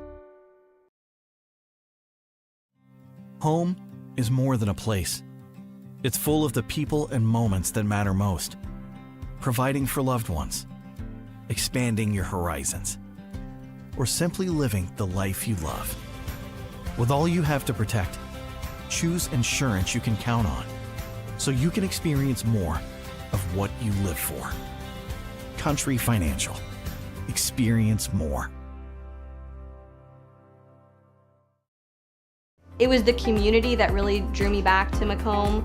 I'm from a small community, I'm from a farm family, and ultimately I always wanted to practice in a place like that, and I felt that I had the ability to connect to people who with a similar background from me, and the fact that the staff members at the hospital and the support, all the support staff at the hospital was also focused with the goal of patient care. It felt like it just all came hammered at home for me.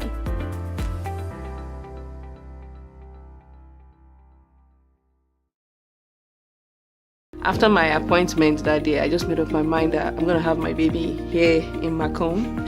They were so wonderful. I thought about the staff of MDH. They're all good. This is just the best place for you and your family. I like to make time for my patients. I don't ever want anyone to feel rushed. I'm happy to sit and talk for as long as they need. And sometimes that puts me behind in my schedule, but I think it's worth it. People know if they need me that I'll be there.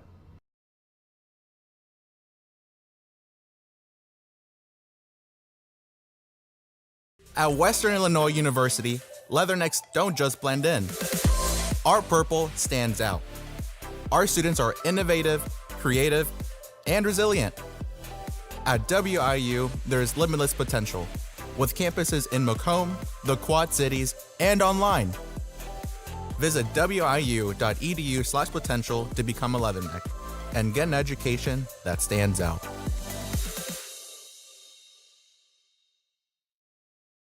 And welcome back to TSSR Game Time Live, presented by MDH, as we get set for in second half of action. 26-0 as the Stark County Rebels lead the A-Town Tornadoes. Finishing up on my stat calculations. Forgot about how much math there was to do between the passing, rushing, and all these yards. So a little bit longer of a break than I would have liked, but it happens to the best of us. So we get the finals here counted up.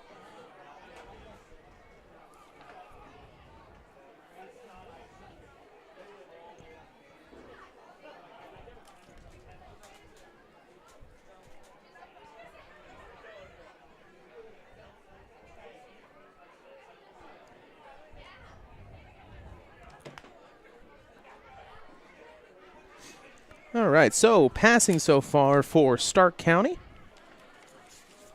As we look at it, 6 for 9 with a touchdown and an interception for Dylan Steelman. 120 yards overall passing. That's split up mostly by a catch by Connor Dahm for 22 yards on the touchdown. Also 73 overall for Justin Warner on a few long balls. Followed by Nolan Orwig with 4 and 9 for Ben Browning. On the rushing side, -7 for Dylan Steelman with a few sacks mixed in. 144 yards with 2 touchdowns for Nolan Orwig, as he's been the main offensive driver for him, alongside 12 rushing for Connor Dahm. For A-Town, 5 for 13 with 66 yards. Passing is Dre Anderson. It's mixed up by 44 yards for Jacob Hall, and 22, that one for Evan Hook. And again, an interception this time caught by Jacob Hall. So working both sides of the ball. Rushing for him, Dre has -4, mostly through missed snaps, a couple of sacks. And rushing 11, that's Carson Stinger. He's got 36 overall. So just a little bit of a short day offensively for A-Town. Try to get some... I tried, guys, to find some scores from around the area, but the only two I could find is it's tied 8-8 at halftime, BPC versus West Prairie, the Iron Spike Bowl. And United is down, looks like 14 on Rova, 21-8. Looking ahead for tomorrow, big battle as Illinois State takes on Western Illinois. They're at the normal noon time. There's 2:30 left in this halftime, so we'll look for some more. Illinois hosting the Central Michigan Chippewas. 2-0 Illinois taking on a 1-1 MAC conference team. And for some big ones, right now about halftime as Kansas State is up 14-7 on Arizona, both ranked. Kansas State 14, Arizona 20. Tomorrow, Oklahoma State takes on Tulsa, Michigan taking on Arkansas State, Alabama hosting Wisconsin, LSU versus South Carolina, that's where College Game Day is at. Battle over ranked, Missouri takes on Boston College. That's number 6 taking on number 24.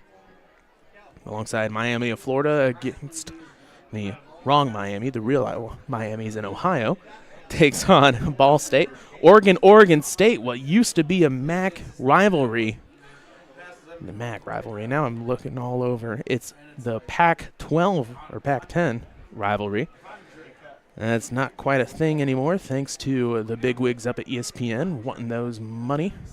Oklahoma takes on Tulane. Notre Dame taking on Purdue, hoping Notre Dame gets a second loss in a row as they fell to Northern Illinois, the 25-ranked Northern Illinois Huskies. Utah State, so another rivalry matchup as Ole Miss takes on Wake Forest. Texas versus the University of Texas San Antonio, the Roadrunners. Kent State versus Tennessee, Georgia, Kentucky, and finally Nebraska, Northern Iowa. Nebraska looking to get ranked as they had another big win last week against Colorado.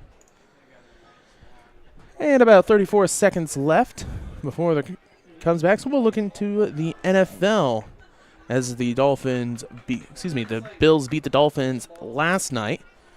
NFL will get started out with 49ers taking on the Vikings, the Seahawks versus the Patriots, the Giants versus Commanders. So a rivalry game there. Chargers versus Panthers. Panthers look like it's going to be another bad year for them. Year 3 of just nothing happening. Saints, Cowboys, Colts, Packers. We'll see how they fare without Jordan Love. Browns, Jaguars, Jets, Titans. Aaron Rodgers stayed healthy throughout the entire game. That's kind of quite a surprise compared to last year. Bucks, Lions, Rams, Cardinals, Bengals, Chiefs, Raiders, Ravens, Steelers, Broncos, Falcon, Eagles, and Bears, Texans. Texans, Bears getting the Sunday night game.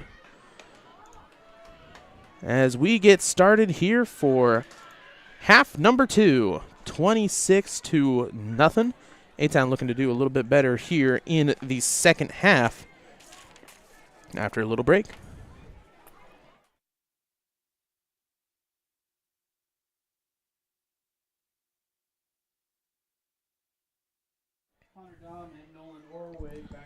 Orwig and Dom back to receive. As this is the first kick for A-Town. And the ball is going to be out to the side, and there looks to be a illegal formation on the kick. Somebody went too soon, and they'll try it again. Legal formation, offsides. Can't. Be a false start. False start. It's one of the 3. A-Town, be a re-kick. They'll re-kick it.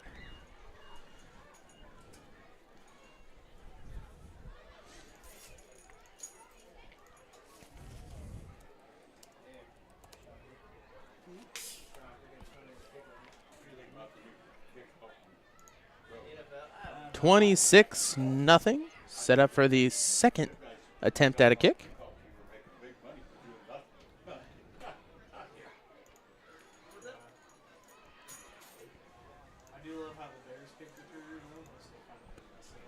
And we'll see, can we get this one? There we are. There's the whistle. As we're finally set, they'll kick it off once again, this time towards the right. Caught at about the 30, and he finds a little bit of a hole, gets up to the 40. Let's go with the 44. That's where Stark County will set up for their first drive of the half. Dom on the return. Dom with the return. All the way to the 45-yard line. It'll be a Stark County first down.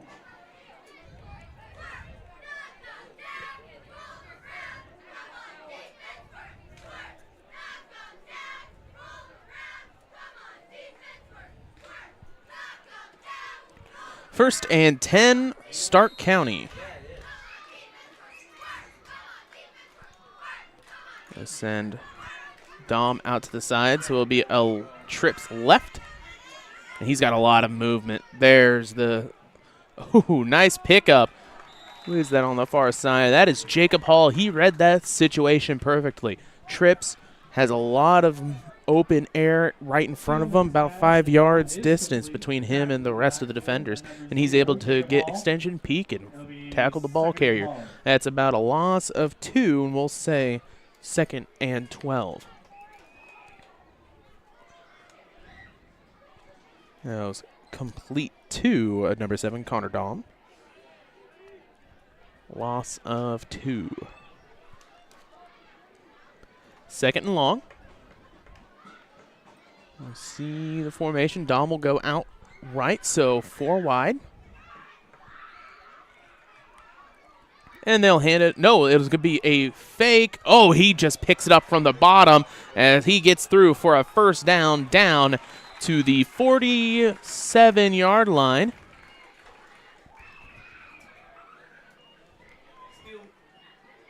Steelman's pass to Sainer is complete for a Stark County first down.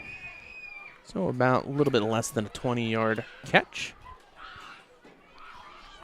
And it will be another first down for the Rebels. Ross Sainer on the catch.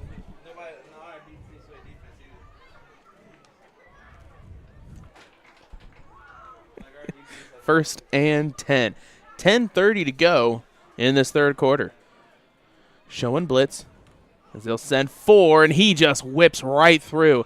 Stiff arms one, gets past the other, and it's another first down. On the run, we'll say 10, 14 yards. Nolan Orwig on the carry, gain of about 14 yards. It'll be a Stark County first And down. Nolan Orwig with another great run. And the A-Town, they're getting there, but I don't know quite if they're just a little bit too anxious trying to figure out who has the ball. But that was the second play right in a row where the first defender just had no chance. 1st and 10. They'll have 3 men ride white. And it'll be a catch, had to secure it, and he'll get past the first defender again. As the legs went, well, the hands stayed. And Dobb will get a completion of about 8. Yeah, we'll call it 9, yeah.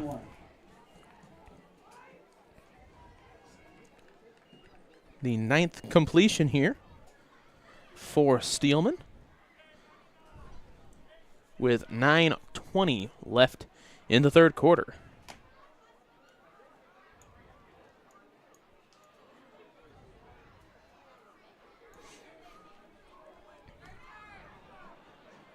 Everybody out left. They'll look to pass once again. They've got Wan right wide. Oh, man, and he laid it out, just couldn't get it. Laid it straight on his arm there. And there is a foul on the play. We'll see what the flag is for. They're going to say pass interference for someone. We'll see offense or defense.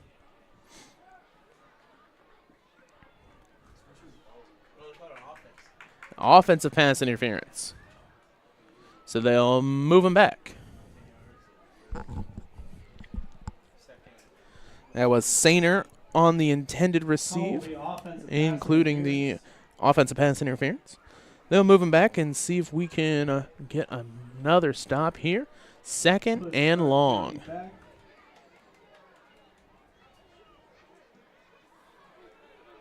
To the 33-yard line. It'll be 2nd and long. 2nd and long. Let's count up. It is 2nd and about 17. 16, 17, something like that. 9 minutes to go. Still 26-0. Dom will go back to the left side. And there's going to be a speed option, has to pick up the ball, and he's just going to power through. Steps out of bounds at the 25-yard line. Nolan Orwig on the carry. Let's see. 3rd and 9. 3rd and 9, so we'll give him a gain of about 8.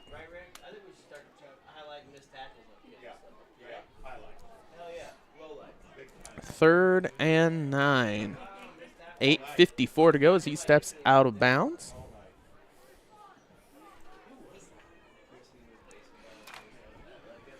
And they'll get set. Back to the trips. Left side. Looking to pass. This one, and little hitch. Gets past the first defender. I don't know. Maybe count up. Was that 3rd or 4th time that I've said past the first defender right at the beginning of a play? That's going to be complete for another first down. Steelman's pass to Justin Warner is complete for a Stark County first down. And that caught by number 8, Justin Warner. He's down at about the 11-yard line.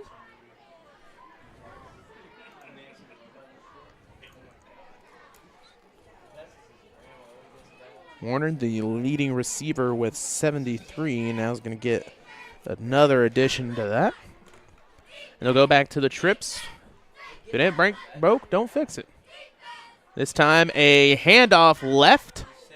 And trying to find the hole and gets past the first defender. And he's just going to barrel through and in for the touchdown. Nolan Orwig with another long run, his third touchdown of the day. For a gain of 12 yards and the Stark County touchdown. And that'll extend the lead. Contain a big issue so far, as well as just getting to the ball and finishing the job. 32-0, 8:04 left here in this third quarter. As Alden gets set to finish the job, trying to get another field goal in, his third of the day.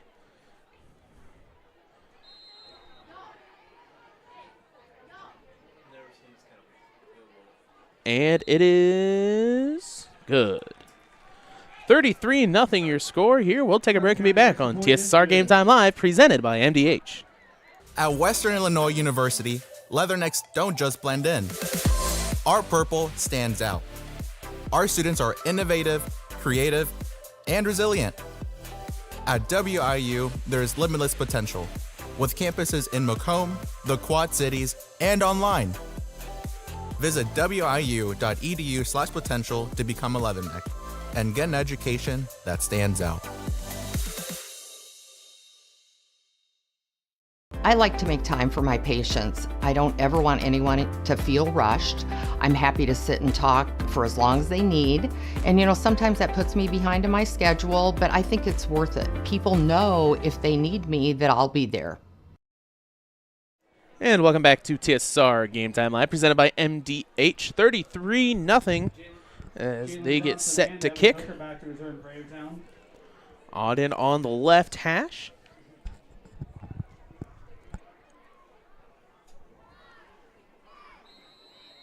And here comes the kick. And another just boom. Caught down at the 10-yard line. He's got blockers, but he's trying to find a hole. Stutter steps and gets out of bounds around the 30-yard line, and that's where the A-Town Tornadoes will get set up offensively.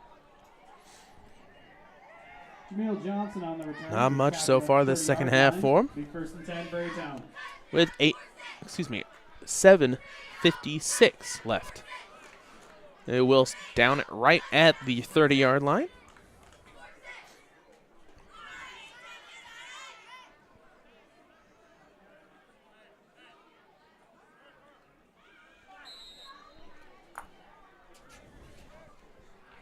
And the whistle. A-Town set up with two running backs. With two right, one receiver left. That is Hall. And they're going to send an all-out blitz. Runs it up the good side, however, and gets some yardage for he is thrown backwards. And we'll say about a gain of 4. We'll give it to him. Carson Stinger on the carry. Be a gain of 3 yards. It'll be 2nd and 7. Yeah, it looks close between 6 and 7. We'll just go with it. Second down now. Same formation. Oh, excuse me. They're going to throw out man into trips. Looking for the screen. However, a linebacker comes, and it's going to be a screen. Goes over the linebacker. He's got room close to the first down. They'll move him over the first down, so good pitch and catch. Gain of about 7. Hook is complete. That is Hook on the reception.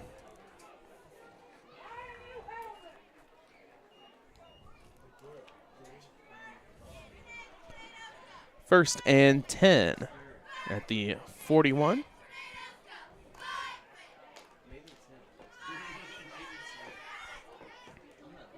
42. We'll go 42. 7:09 left here in the third as the A-Town offense showing some signs of life now. Back to the trips, this time right. And it'll be a handoff up the middle. Tackled by the nose tackle. Probably a gain of 3. Oh, that one's a gain of 4. So 2nd and 6. Carson Stinger on the carry. And a Stinger with another rush.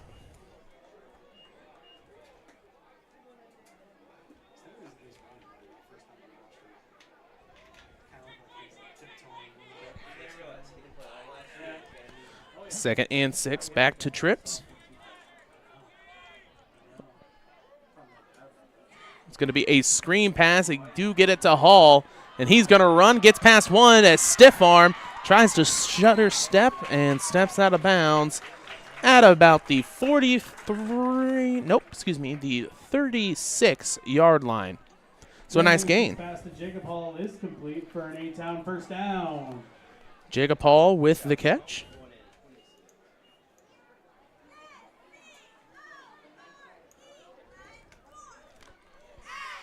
First and 10, 6:23 left.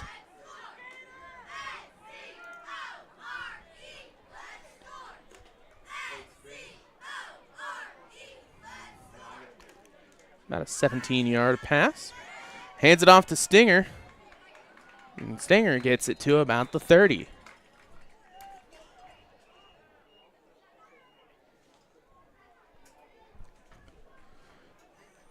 So 2nd and about 5. Carson Stinger on the carry, gain of 5 yards. It'll be 2nd and 5. 33-0. 6 minutes on the dot left here in the 3rd.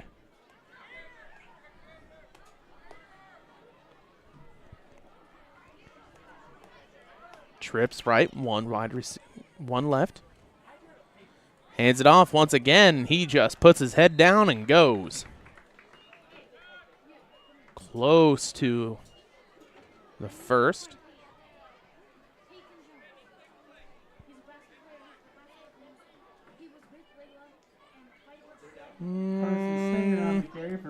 Are they going to send out the chains or no? They're going to say 3rd. So we'll give him a gain of 4. 3rd and short. Trips left. 5:29 left. They send a blitz out the side, but right there is Stinger to get it up to the 20-yard line and a first down for the Tornadoes.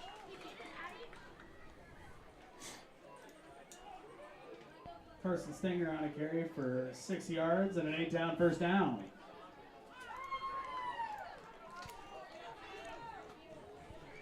Stinger still the main contributor so far on this offense. 1st and 10, 5 minutes to go in the 3rd. Trips left. And he's going to pass it. There's going to be a pass interference right there as he held him. Threw him down, trying to get it. Oh. So they're going to throw an illegal block instead of the hold.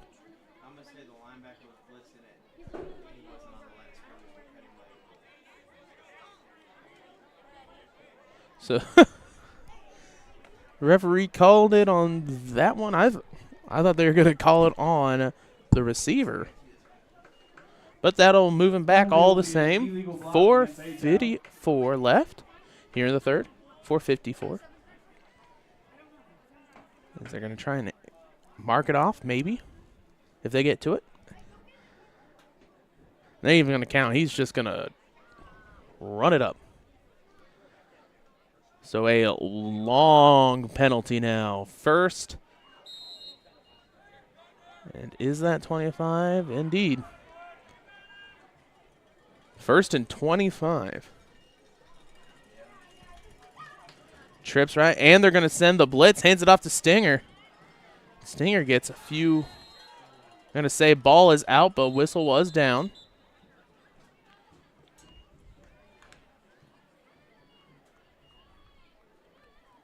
Player coming up a little bit late. Looks like his helmet got roughed up. Carson Stinger on gain of about 3. Yards. It'll be 2nd and long.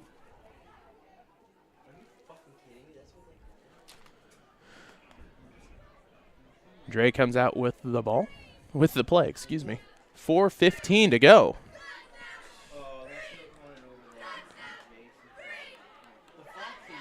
So it is Trips left once again.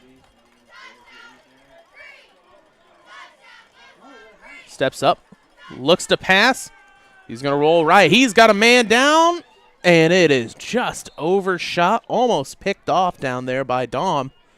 It'll be 3rd and long with 4 minutes to go. Dre Anderson's pass falls incomplete.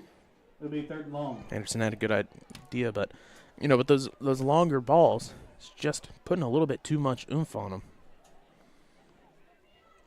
And it'll be 3rd and long.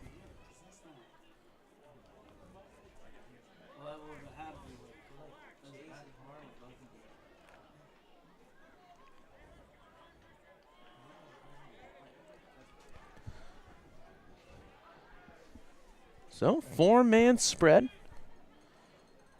with Stiegel. High, and nobody touched him, the defender. And that'll be incomplete.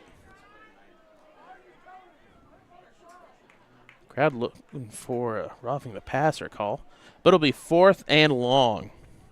Dre Anderson's pass to Cash Hensley falls incomplete. It'll be 4th and long. Intended there for Cash. And we'll see what coach does.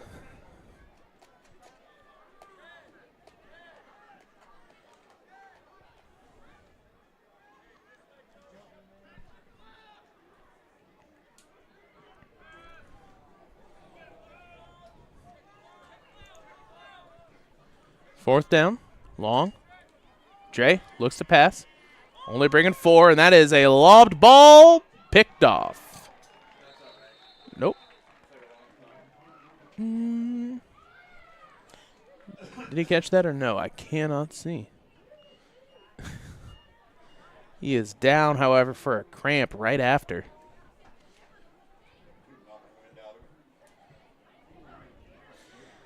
It's nice to get an interception, but at that point, knock it down. 4th and long. So we'll take a quick injury timeout after the stretch out the cramp. We'll be back in about 15 seconds. I like to make time for my patients. I don't ever want anyone to feel rushed. I'm happy to sit and talk for as long as they need. And sometimes that puts me behind in my schedule, but I think it's worth it. People know if they need me that I'll be there. After my appointment that day, I just made up my mind that I'm going to have my baby here in Macomb. They were so wonderful. I thought about the staff of MDH. They're all good. This is just the best place for you and your family. Home is more than a place. It's full of the people and moments that matter most. Providing for loved ones, expanding your horizons, or simply living the life you love. With all you have to protect, choose insurance you can count on so you can experience more of what you live for. Country Financial. Experience more. It was the community that really drew me back to Macomb. I'm from a small community, and I'm from a farm family, and ultimately I always wanted to practice in a place like that, and I felt that I had the ability to connect to people who with a similar background from me, and the fact that the staff members at the hospital and the support, all the support staff at the hospital was also focused with the goal of patient care. It felt like it just all came hammered at home for me.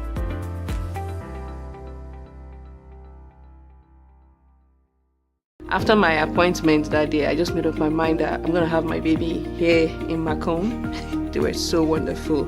I thought about the staff of MDH. They're all good. This is just the best place for you and your family. I like to make time for my patients. I don't ever want anyone to feel rushed. I'm happy to sit and talk for as long as they need. And sometimes that puts me behind in my schedule, but I think it's worth it. People know if they need me that I'll be there. And after the injury timeout and then a full timeout by Stark County, we are set to go 1st and 10 for the Rebels. And they are set up deep, probably on the 3. Injury timeout was for number 5, Ben Browning. Looked like it was just a cramp. However, he is up walking, getting some movement on that calf. It'll be handoff up the middle and loads of room as he keeps on running, gets to about the, I'd say the 18-yard line. And cramp number 2. 2 in a row. I think that was Dom on the rush. Indeed, number 7. Well, it goes from the 3 to the 18, so a gain of about 15. Be a big gain on the play for Stark County first down. That is, if my math is correct.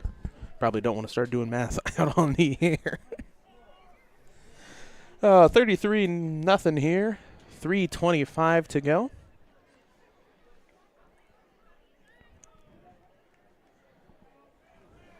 Three-man down for the Tornadoes. One up, and they'll get past one. Gets past two, and tackled finally from behind. On the rush, that's number 21, Keegan Sparks. As they're starting now to get some new blood in, the sophomore on the rush. For Stark County first down. And a nice gain as well. Gets them the first down. At the 31-yard line for Stark County.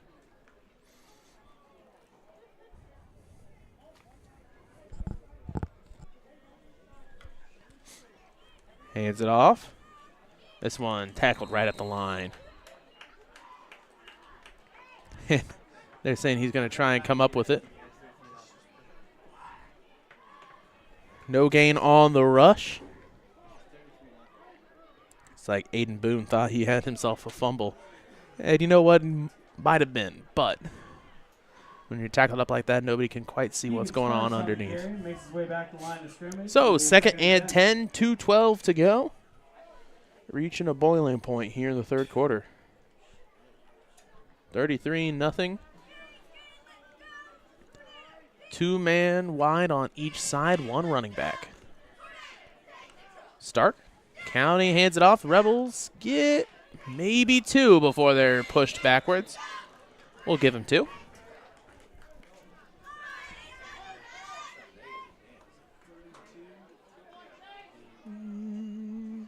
Third down. About 8 to go. Braxton Gibson on the carry. Be a gain of 2 yards. That was Gibson, the freshman, on the rush. Braxton Gibson gets about 2, and it'll be 3rd and 8.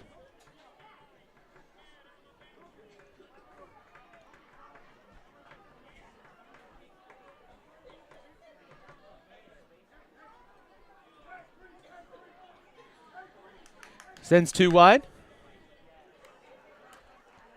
Hands it off left side and tackled from behind. That is number 7 on the takedown. That's Devin Dirth. And a loss of about 3. Braxton Gibson on the carry. He's tackled in the backfield by number 7, Devin Haas Dirth. So it'll be 4th and long. We'll get set to punt. Back to receive. Looks like Hall. Indeed, that is.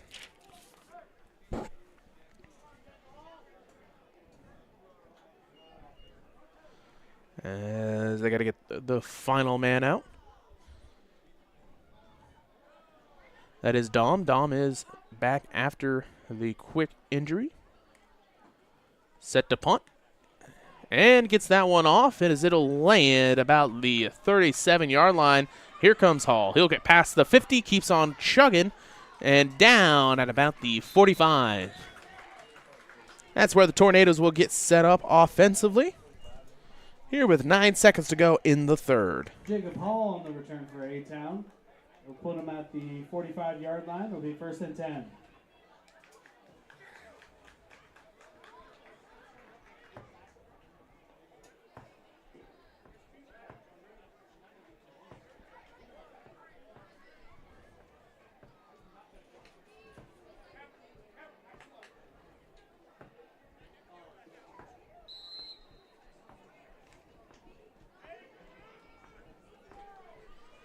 First and 10 for the Tornadoes.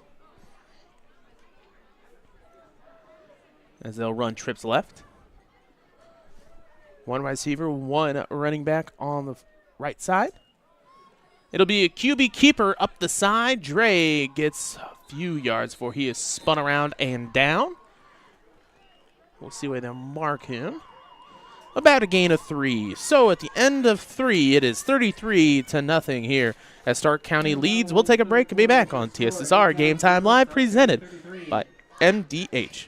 It was the community that really drew me back to Macomb. I'm from a small community, and I'm from a farm family, and ultimately I always wanted to practice in a place like that, and I felt that I had the ability to connect to people who with a similar background from me, and the fact that the staff members at the hospital and the support, all the support staff at the hospital was also focused with the goal of patient care. It felt like it just all came hammered at home for me.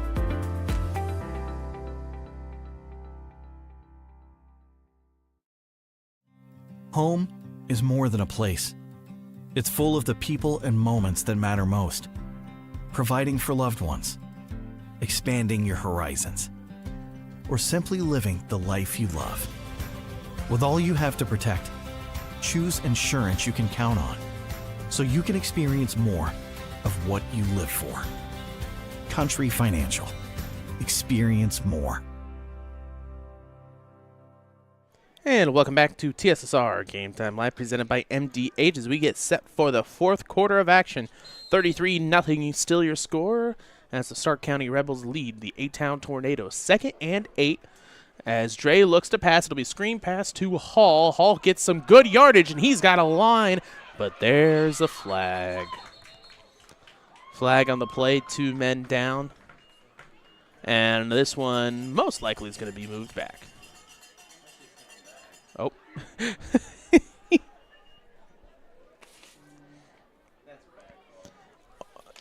Almost picked up the flag to help out the referee. That's probably not the wisest decision. 11:51 left as it'll be holding. So they'll move it back 10 from the spot off the foul.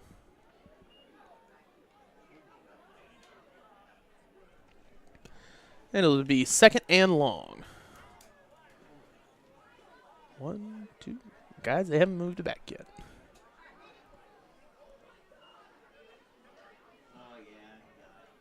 So 2nd and 11 after the holding penalty.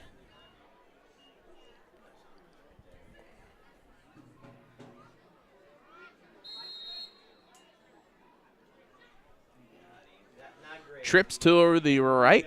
It'll be 11:46 left in the game. Sends blitzes and don't think. Oh, he did not get a hand on it. He's got a completion down past the 35, down to almost the 30. That'll be good enough for a first down. Dre Anderson's So that's pass to Evan 11, Hook is complete. 14 yards. A-Town first down.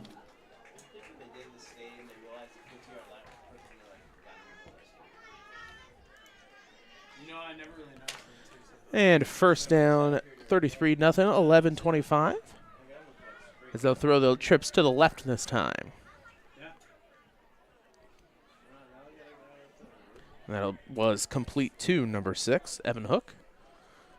And they'll hand the ball off. Stinger's trying to find. He trucks one, gets down, close to the first down. We'll see if he got the full 10 or not.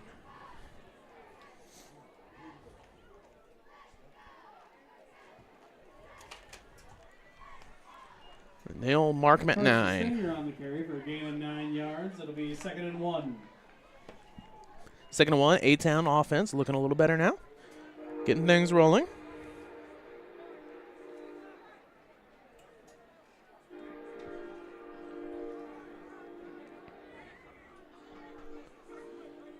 And hands it off to Stiegel. This time stopped just a little bit ahead of the line. No movement from the refs, so no yards on the game. Stinger's met at the line of scrimmage. It'll be 3rd and 1. 10-12 to go, 33-0 your score.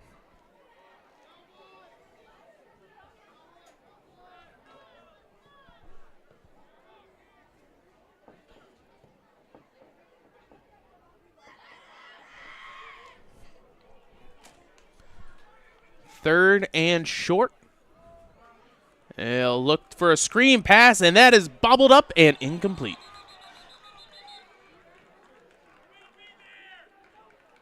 Some extracurricular activity handling up in the front. There is a helmet off.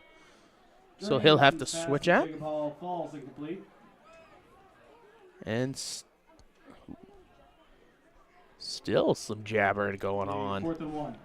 But it'll be 4th and 1 So probably look to hand it off to Stiegel.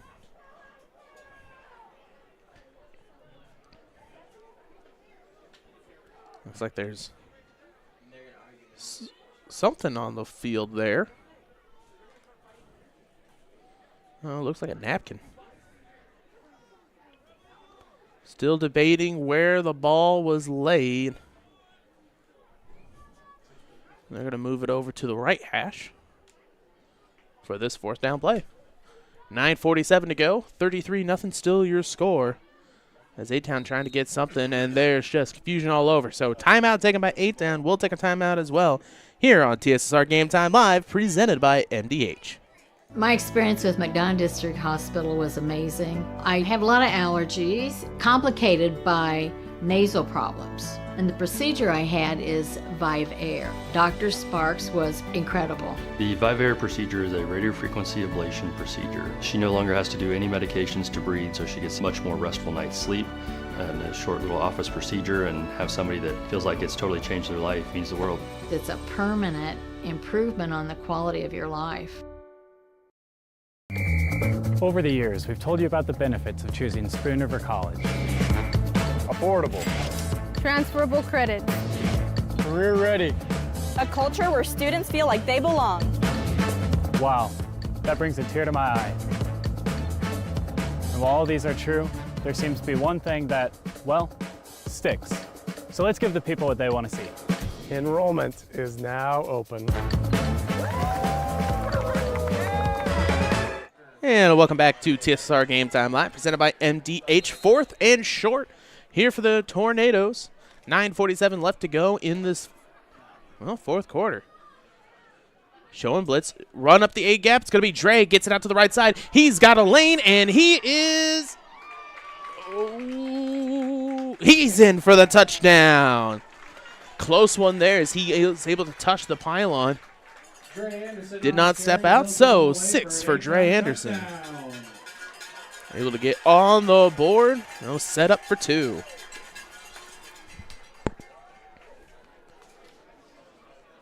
$30 down at the, we'll say a 33-yard rush for him. A-Town on the play. Oh, there is a flag now. That, We'll see if that was after or before. I mean, it'd have to be after.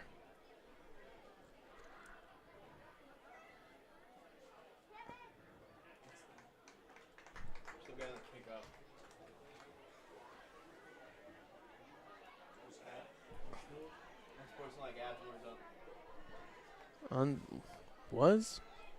So, unsportsmanlike. No, on Stark. So, unsportsmanlike call on Stark County. So, it'll be assessed on the kickoff. 33-6 your score, 9:40. Let me roll back the stream a little bit. Let's see if we can figure out quite what happened.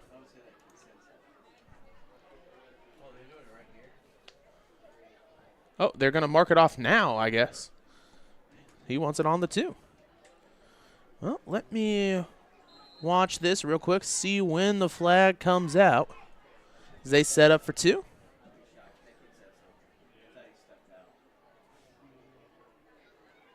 Yep, there it is. So, 2-point conversion opportunity. They'll go blitz, and in they are. That is number 7 on the rush. Haas Dirth gets in for 2. 33-8 your score. We'll take a break and be back here on TSSR Game Time Live, presented by MDH. At Western Illinois University, leathernecks don't just blend in. Our purple stands out. Our students are innovative, creative, and resilient. At WIU, there is limitless potential, with campuses in Macomb, the Quad Cities, and online. Visit wiu.edu/potential to become a leatherneck and get an education that stands out.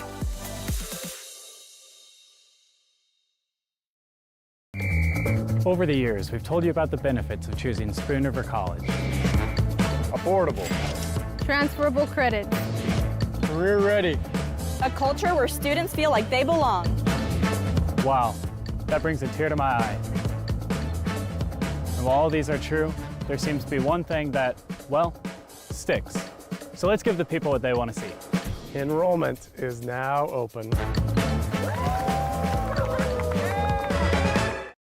I like to make time for my patients. I don't ever want anyone to feel rushed. I'm happy to sit and talk for as long as they need. And you know, sometimes that puts me behind in my schedule, but I think it's worth it. People know if they need me that I'll be there. And after the touchdown, 33-8 your score. 9:40 left in the fourth. Looked at the play once again, and it was just straight talking to the referee. So probably threw in a few extra words in there, trying to plead his case why he stepped out of bounds.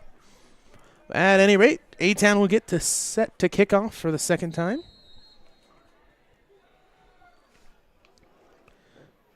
And it's going to be a squib. And he touched it. He touched it. It'll be... Oh, it's looking like Stark was able to fall on it. And Sainer was able to fall on it right at the 50.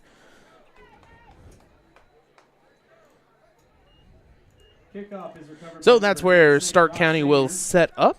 9:39 left to go here in the fourth quarter.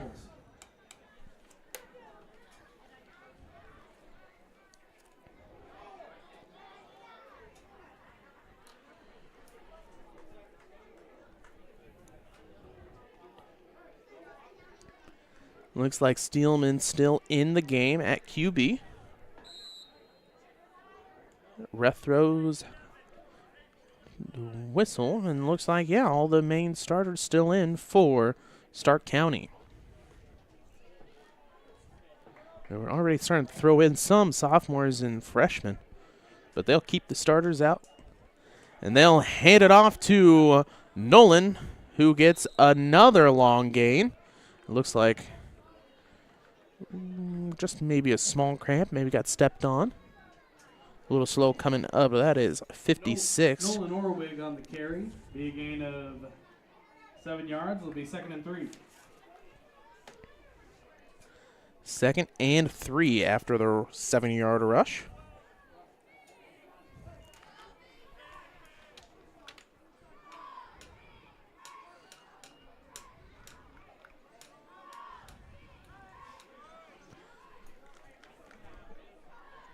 .57 left to go in the fourth. Man in motion. They'll send 2, and that's going to be a illegal formation. Running back went just a step too fast. And they'll move him back 5 and try it again. Call will be false start against Stark County.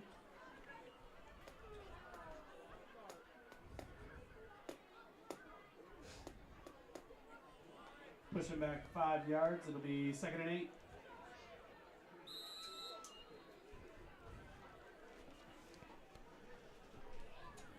Second and 8. Stark County using up the clock. Down to 8:40 left.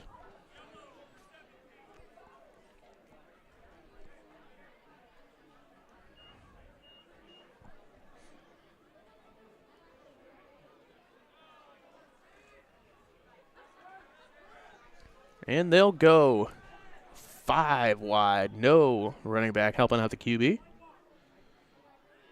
And they'll wait until he starts to count. There he goes. It's going to be a keeper, and he is tackled right from behind. A loss of about 4. And that is number 6, Dylan Steelman. Dylan Steelman on the carry is tackled in the backfield by number 55 Aiden Stromson. And it'll be 3rd and long.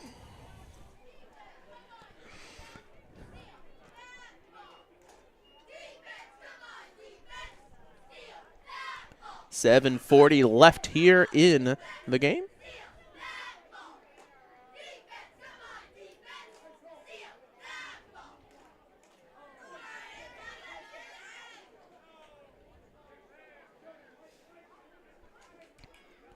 They'll have 4 wide, 1 running back. Linebacker maybe looking to blitz. Sends it in motion. They will send two. Launches it. And caught. He is still not down. They're going to take it all the way in for the touchdown. So a 50-yard pass gets another. Dylan Steelman's pass to Connor Dahm is complete for a Stark County touchdown. So that's the second receiving touchdown. That time towards Connor Dahm.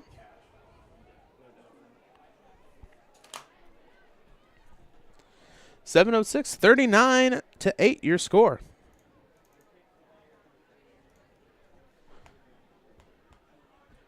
Set to kick the field goal once again is Auden.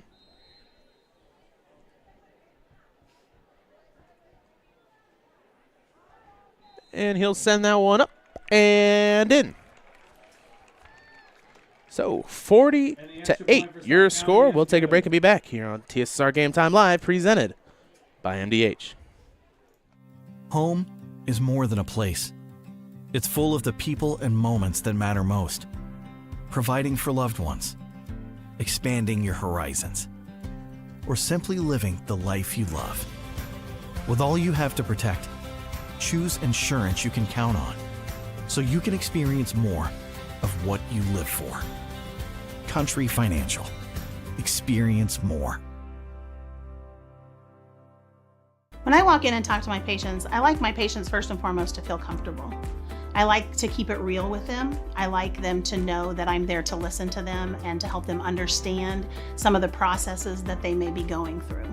The most rewarding aspect that I feel with caring for patients is when those patients come back in and they tell me how much better they feel for something that I have helped them accomplish in their health care.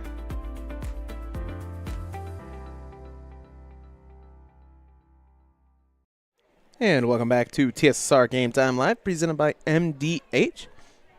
7:06 left in this one. 40-8 your score. As Auden gets set to kick it off once again. Players lined deep at the 15.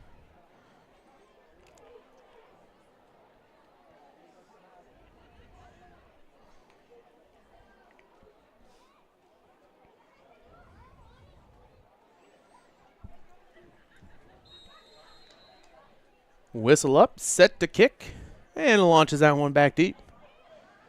Caught at the 13. And looking for a place to go once he reaches the 30 and cannot. Decent return there by Jamil. Jamil Johnson on the return. Tackle down at the 30-yard line. Will be an A-Town first down. First down for A-Town. Trying to get just past the 40-yard line.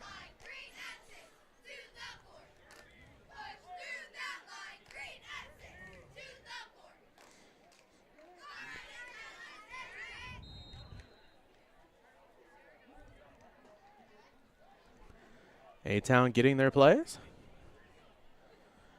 And it looks like they've put in some new blood. Dre Anderson not out there. And hands it off. This time gets up for about a gain of 6 or 7. On the carry, that's Devin Haasdirth. Devin Haasdirth on the carry. A gain of 7 yards. It'll be 2nd and 3. Gain of 7 for him. At QB, that's Jamil Johnson, the sophomore.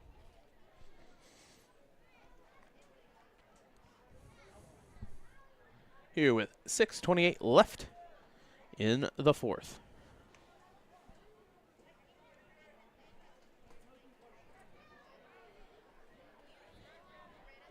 Second and 3. They're going to look to blitz. They only send one and a fumble on the handoff. So a loss of about 3 or 4. Fumble in the backfield, recovered by A-Town. We'll say a loss of 3. So 3rd and 6.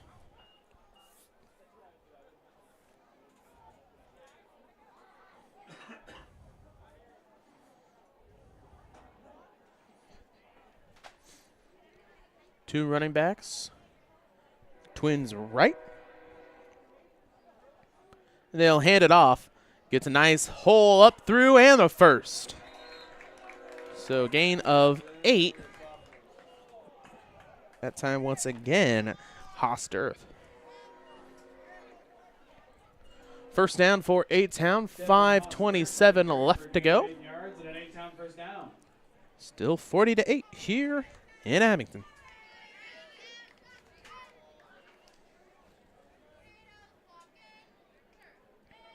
As the sophomore and junior linemen start to filter in.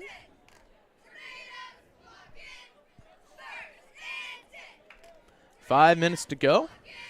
Safety showing blitz just to screw with them. And hands it off. Nice hole up through the side. Gets the first handsome. That is number 10 on the rush, Trayvon Kenyon, the freshman. Trey Keenan on the carry for a gain of 11 yards and an A-Town At a first gain down. of 11. Excuse me, that's Keenan. And a 1st and 10 at the 44-yard line for the Tornadoes.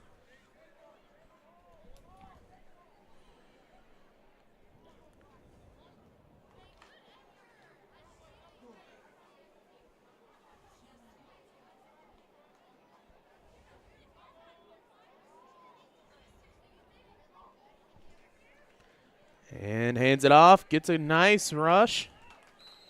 About a gain of 8. See who comes up. Was number 13, Riker Darst on the carry. We'll give him gain of 8. 7, it will be 2nd and 3.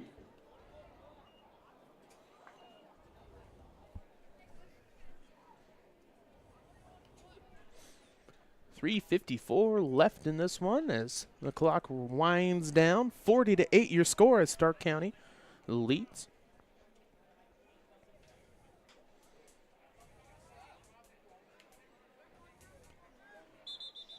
And it looks like a false start on the Tornadoes. We'll push him back 5. Weston Schultz on the false start, trying to get set there on the line. And they'll run it again. 3:33 left.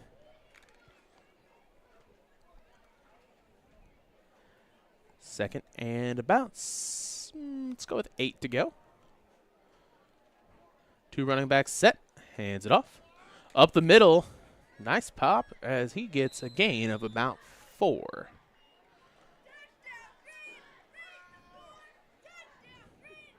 Trey Keenan on the carry. Keenan on the rush. 3 yards, it'll be 3rd and 4. So at the end of this one, we'll take a quick break, and then I'll have final stats set up for you guys here on TSSR Game Time Live, presented by MDH. 2:50 left to go. 3rd and 4. Jamil hands it off, left side, cuts up, trying to find a hole, and he does. Far side has one man to beat the safety if he can get there. Shoves him with a stiff arm and in for the touchdown. That is Riker Darst on the carry from the 34, so a 34-yard touchdown rush for Darst.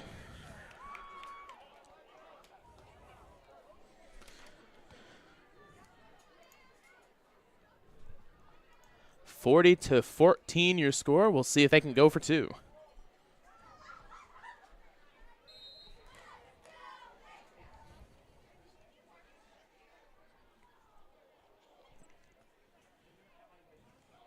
It'll be a keeper as he pushes it in, and we'll get the 2. So 40-16 your score. We'll take a break and be back here on TSSR Game Time Live, presented by MDH. When I walk in and talk to my patients, I like my patients first and foremost to feel comfortable.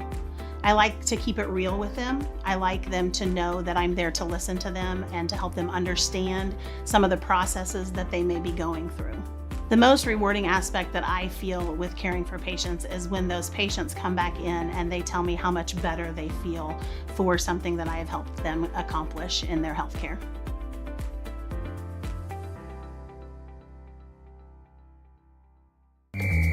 Over the years, we've told you about the benefits of choosing Spoon River College. Affordable. Transferable credit. Career ready. A culture where students feel like they belong. Wow, that brings a tear to my eye. And while all these are true, there seems to be one thing that, well, sticks. So let's give the people what they want to see. Enrollment is now open.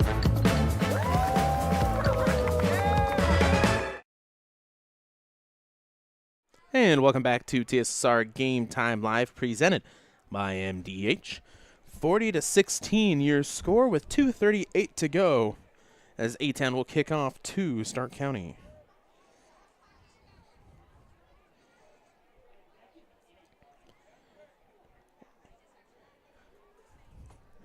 And in college sports news, UNLV beats Kansas 23-20.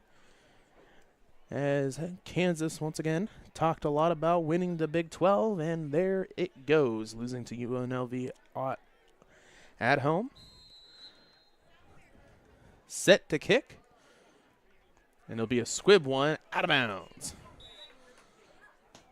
So, Stark County gets set up. They'll roll clock.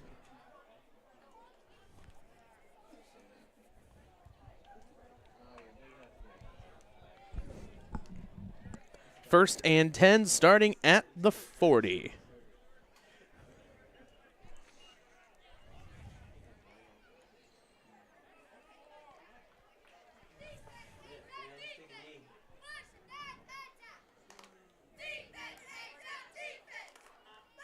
First and 10.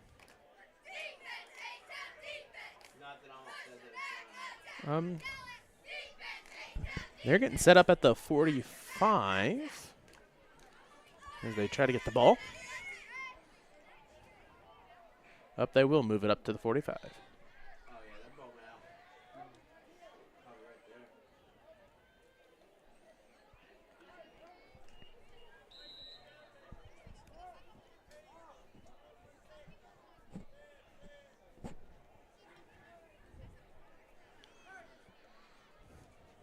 Stark County going 4 spread. And they hand it off. Looking for a hole, gets up, goes for about 5-6 yards, keeps chugging. It's number 21, that is Sparks on the rush. And gets about a gain of, let's go with 6. Keegan Sparks on the carry. A gain of 6 yards. It'll be 2nd and 4.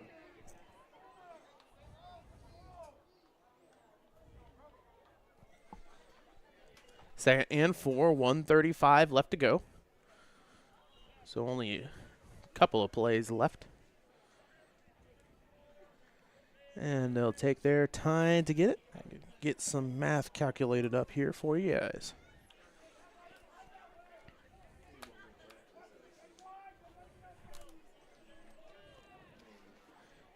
In shotgun, 4 wide. And a ball is loose on the ground, and he'll pick it up. And he is down, loss of about 3. That is Caleb Gentle at QB with 51 seconds left to go.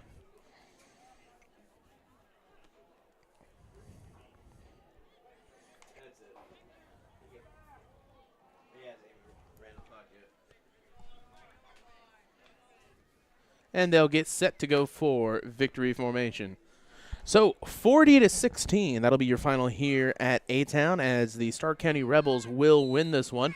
We'll go to break real quick just so I can get some final stats calculated up for you guys and be back here for the postgame show here on TSSR Game Time Live, presented by MDH. Home is more than a place. It's full of the people and moments that matter most. Providing for loved ones, expanding your horizons, or simply living the life you love. With all you have to protect, choose insurance you can count on so you can experience more of what you live for. Country Financial. Experience more. Over the years, we've told you about the benefits of choosing Spoon River College. Affordable. Transferable credit. Career ready. A culture where students feel like they belong. Wow, that brings a tear to my eye. And while all these are true, there seems to be one thing that, well, sticks. So let's give the people what they want to see. Enrollment is now open. My experience with McDonough District Hospital was amazing. I have a lot of allergies, complicated by nasal problems. And the procedure I had is Vive Air. Dr. Sparks was incredible. The Vive Air procedure is a radiofrequency ablation procedure. She no longer has to do any medications to breathe, so she gets much more restful night's sleep. And a short little office procedure, and have somebody that feels like it's totally changed their life means the world. It's a permanent improvement on the quality of your life. At Western Illinois University, leathernecks don't just blend in. Our purple stands out. Our students are innovative, creative, and resilient. At WIU, there is limitless potential, with campuses in Macomb, the Quad Cities, and online. Visit wiu.edu/potential to become a leatherneck and get an education that stands out.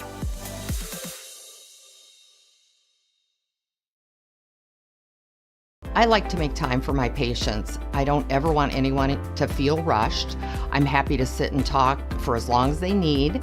And sometimes that puts me behind in my schedule, but I think it's worth it. People know if they need me that I'll be there. When I walk in and talk to my patients, I like my patients first and foremost to feel comfortable. I like to keep it real with them. I like them to know that I'm there to listen to them and to help them understand some of the processes that they may be going through. The most rewarding aspect that I feel with caring for patients is when those patients come back in and they tell me how much better they feel for something that I have helped them accomplish in their healthcare.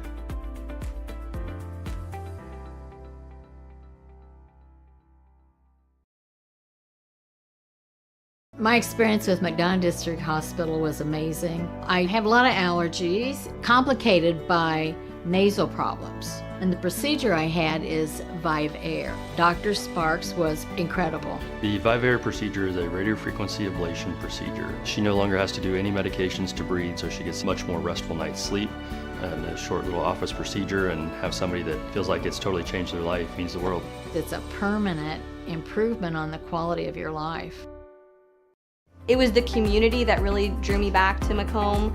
I'm from a small community, and I'm from a farm family, and ultimately I always wanted to practice in a place like that, and I felt that I had the ability to connect to people who with a similar background from me, and the fact that the staff members at the hospital and the support, all the support staff at the hospital was also focused with the goal of patient care. It felt like it just all came hammered at home for me.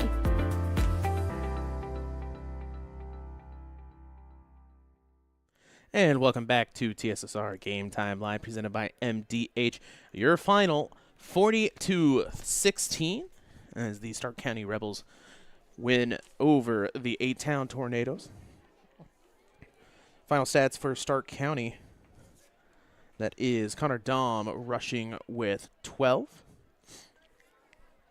For 22, Nolan Orwig, he had a big day. 176 rushing yards with 3 touchdowns. Quarterback Dylan Steelman ended with -11 and a -3 for Caleb Gentle. Receiving, we had 4 for Orwig, 84 receiving yards for Justin Warner, 30 for Ross Sainer, 2 touchdowns with 96 complete yards to Connor Dahm. And then 16 yards rushing and for Keegan Sparks. And for A-Town, Steele ended the day with Stenger ended the day with 71 yards rushing. Dre Anderson ended with 32 yards and a touchdown. 15 yards for Devon Haasdirth, and 42 yards and a touchdown for Riker Darst. Receiving it 61 yards for Jacob Hall, and 35 yards for Evan Hook. So that'll be the end of the day here on TSSR Game Time Live, presented by MDH. We thank you for watching, and we'll see you next time.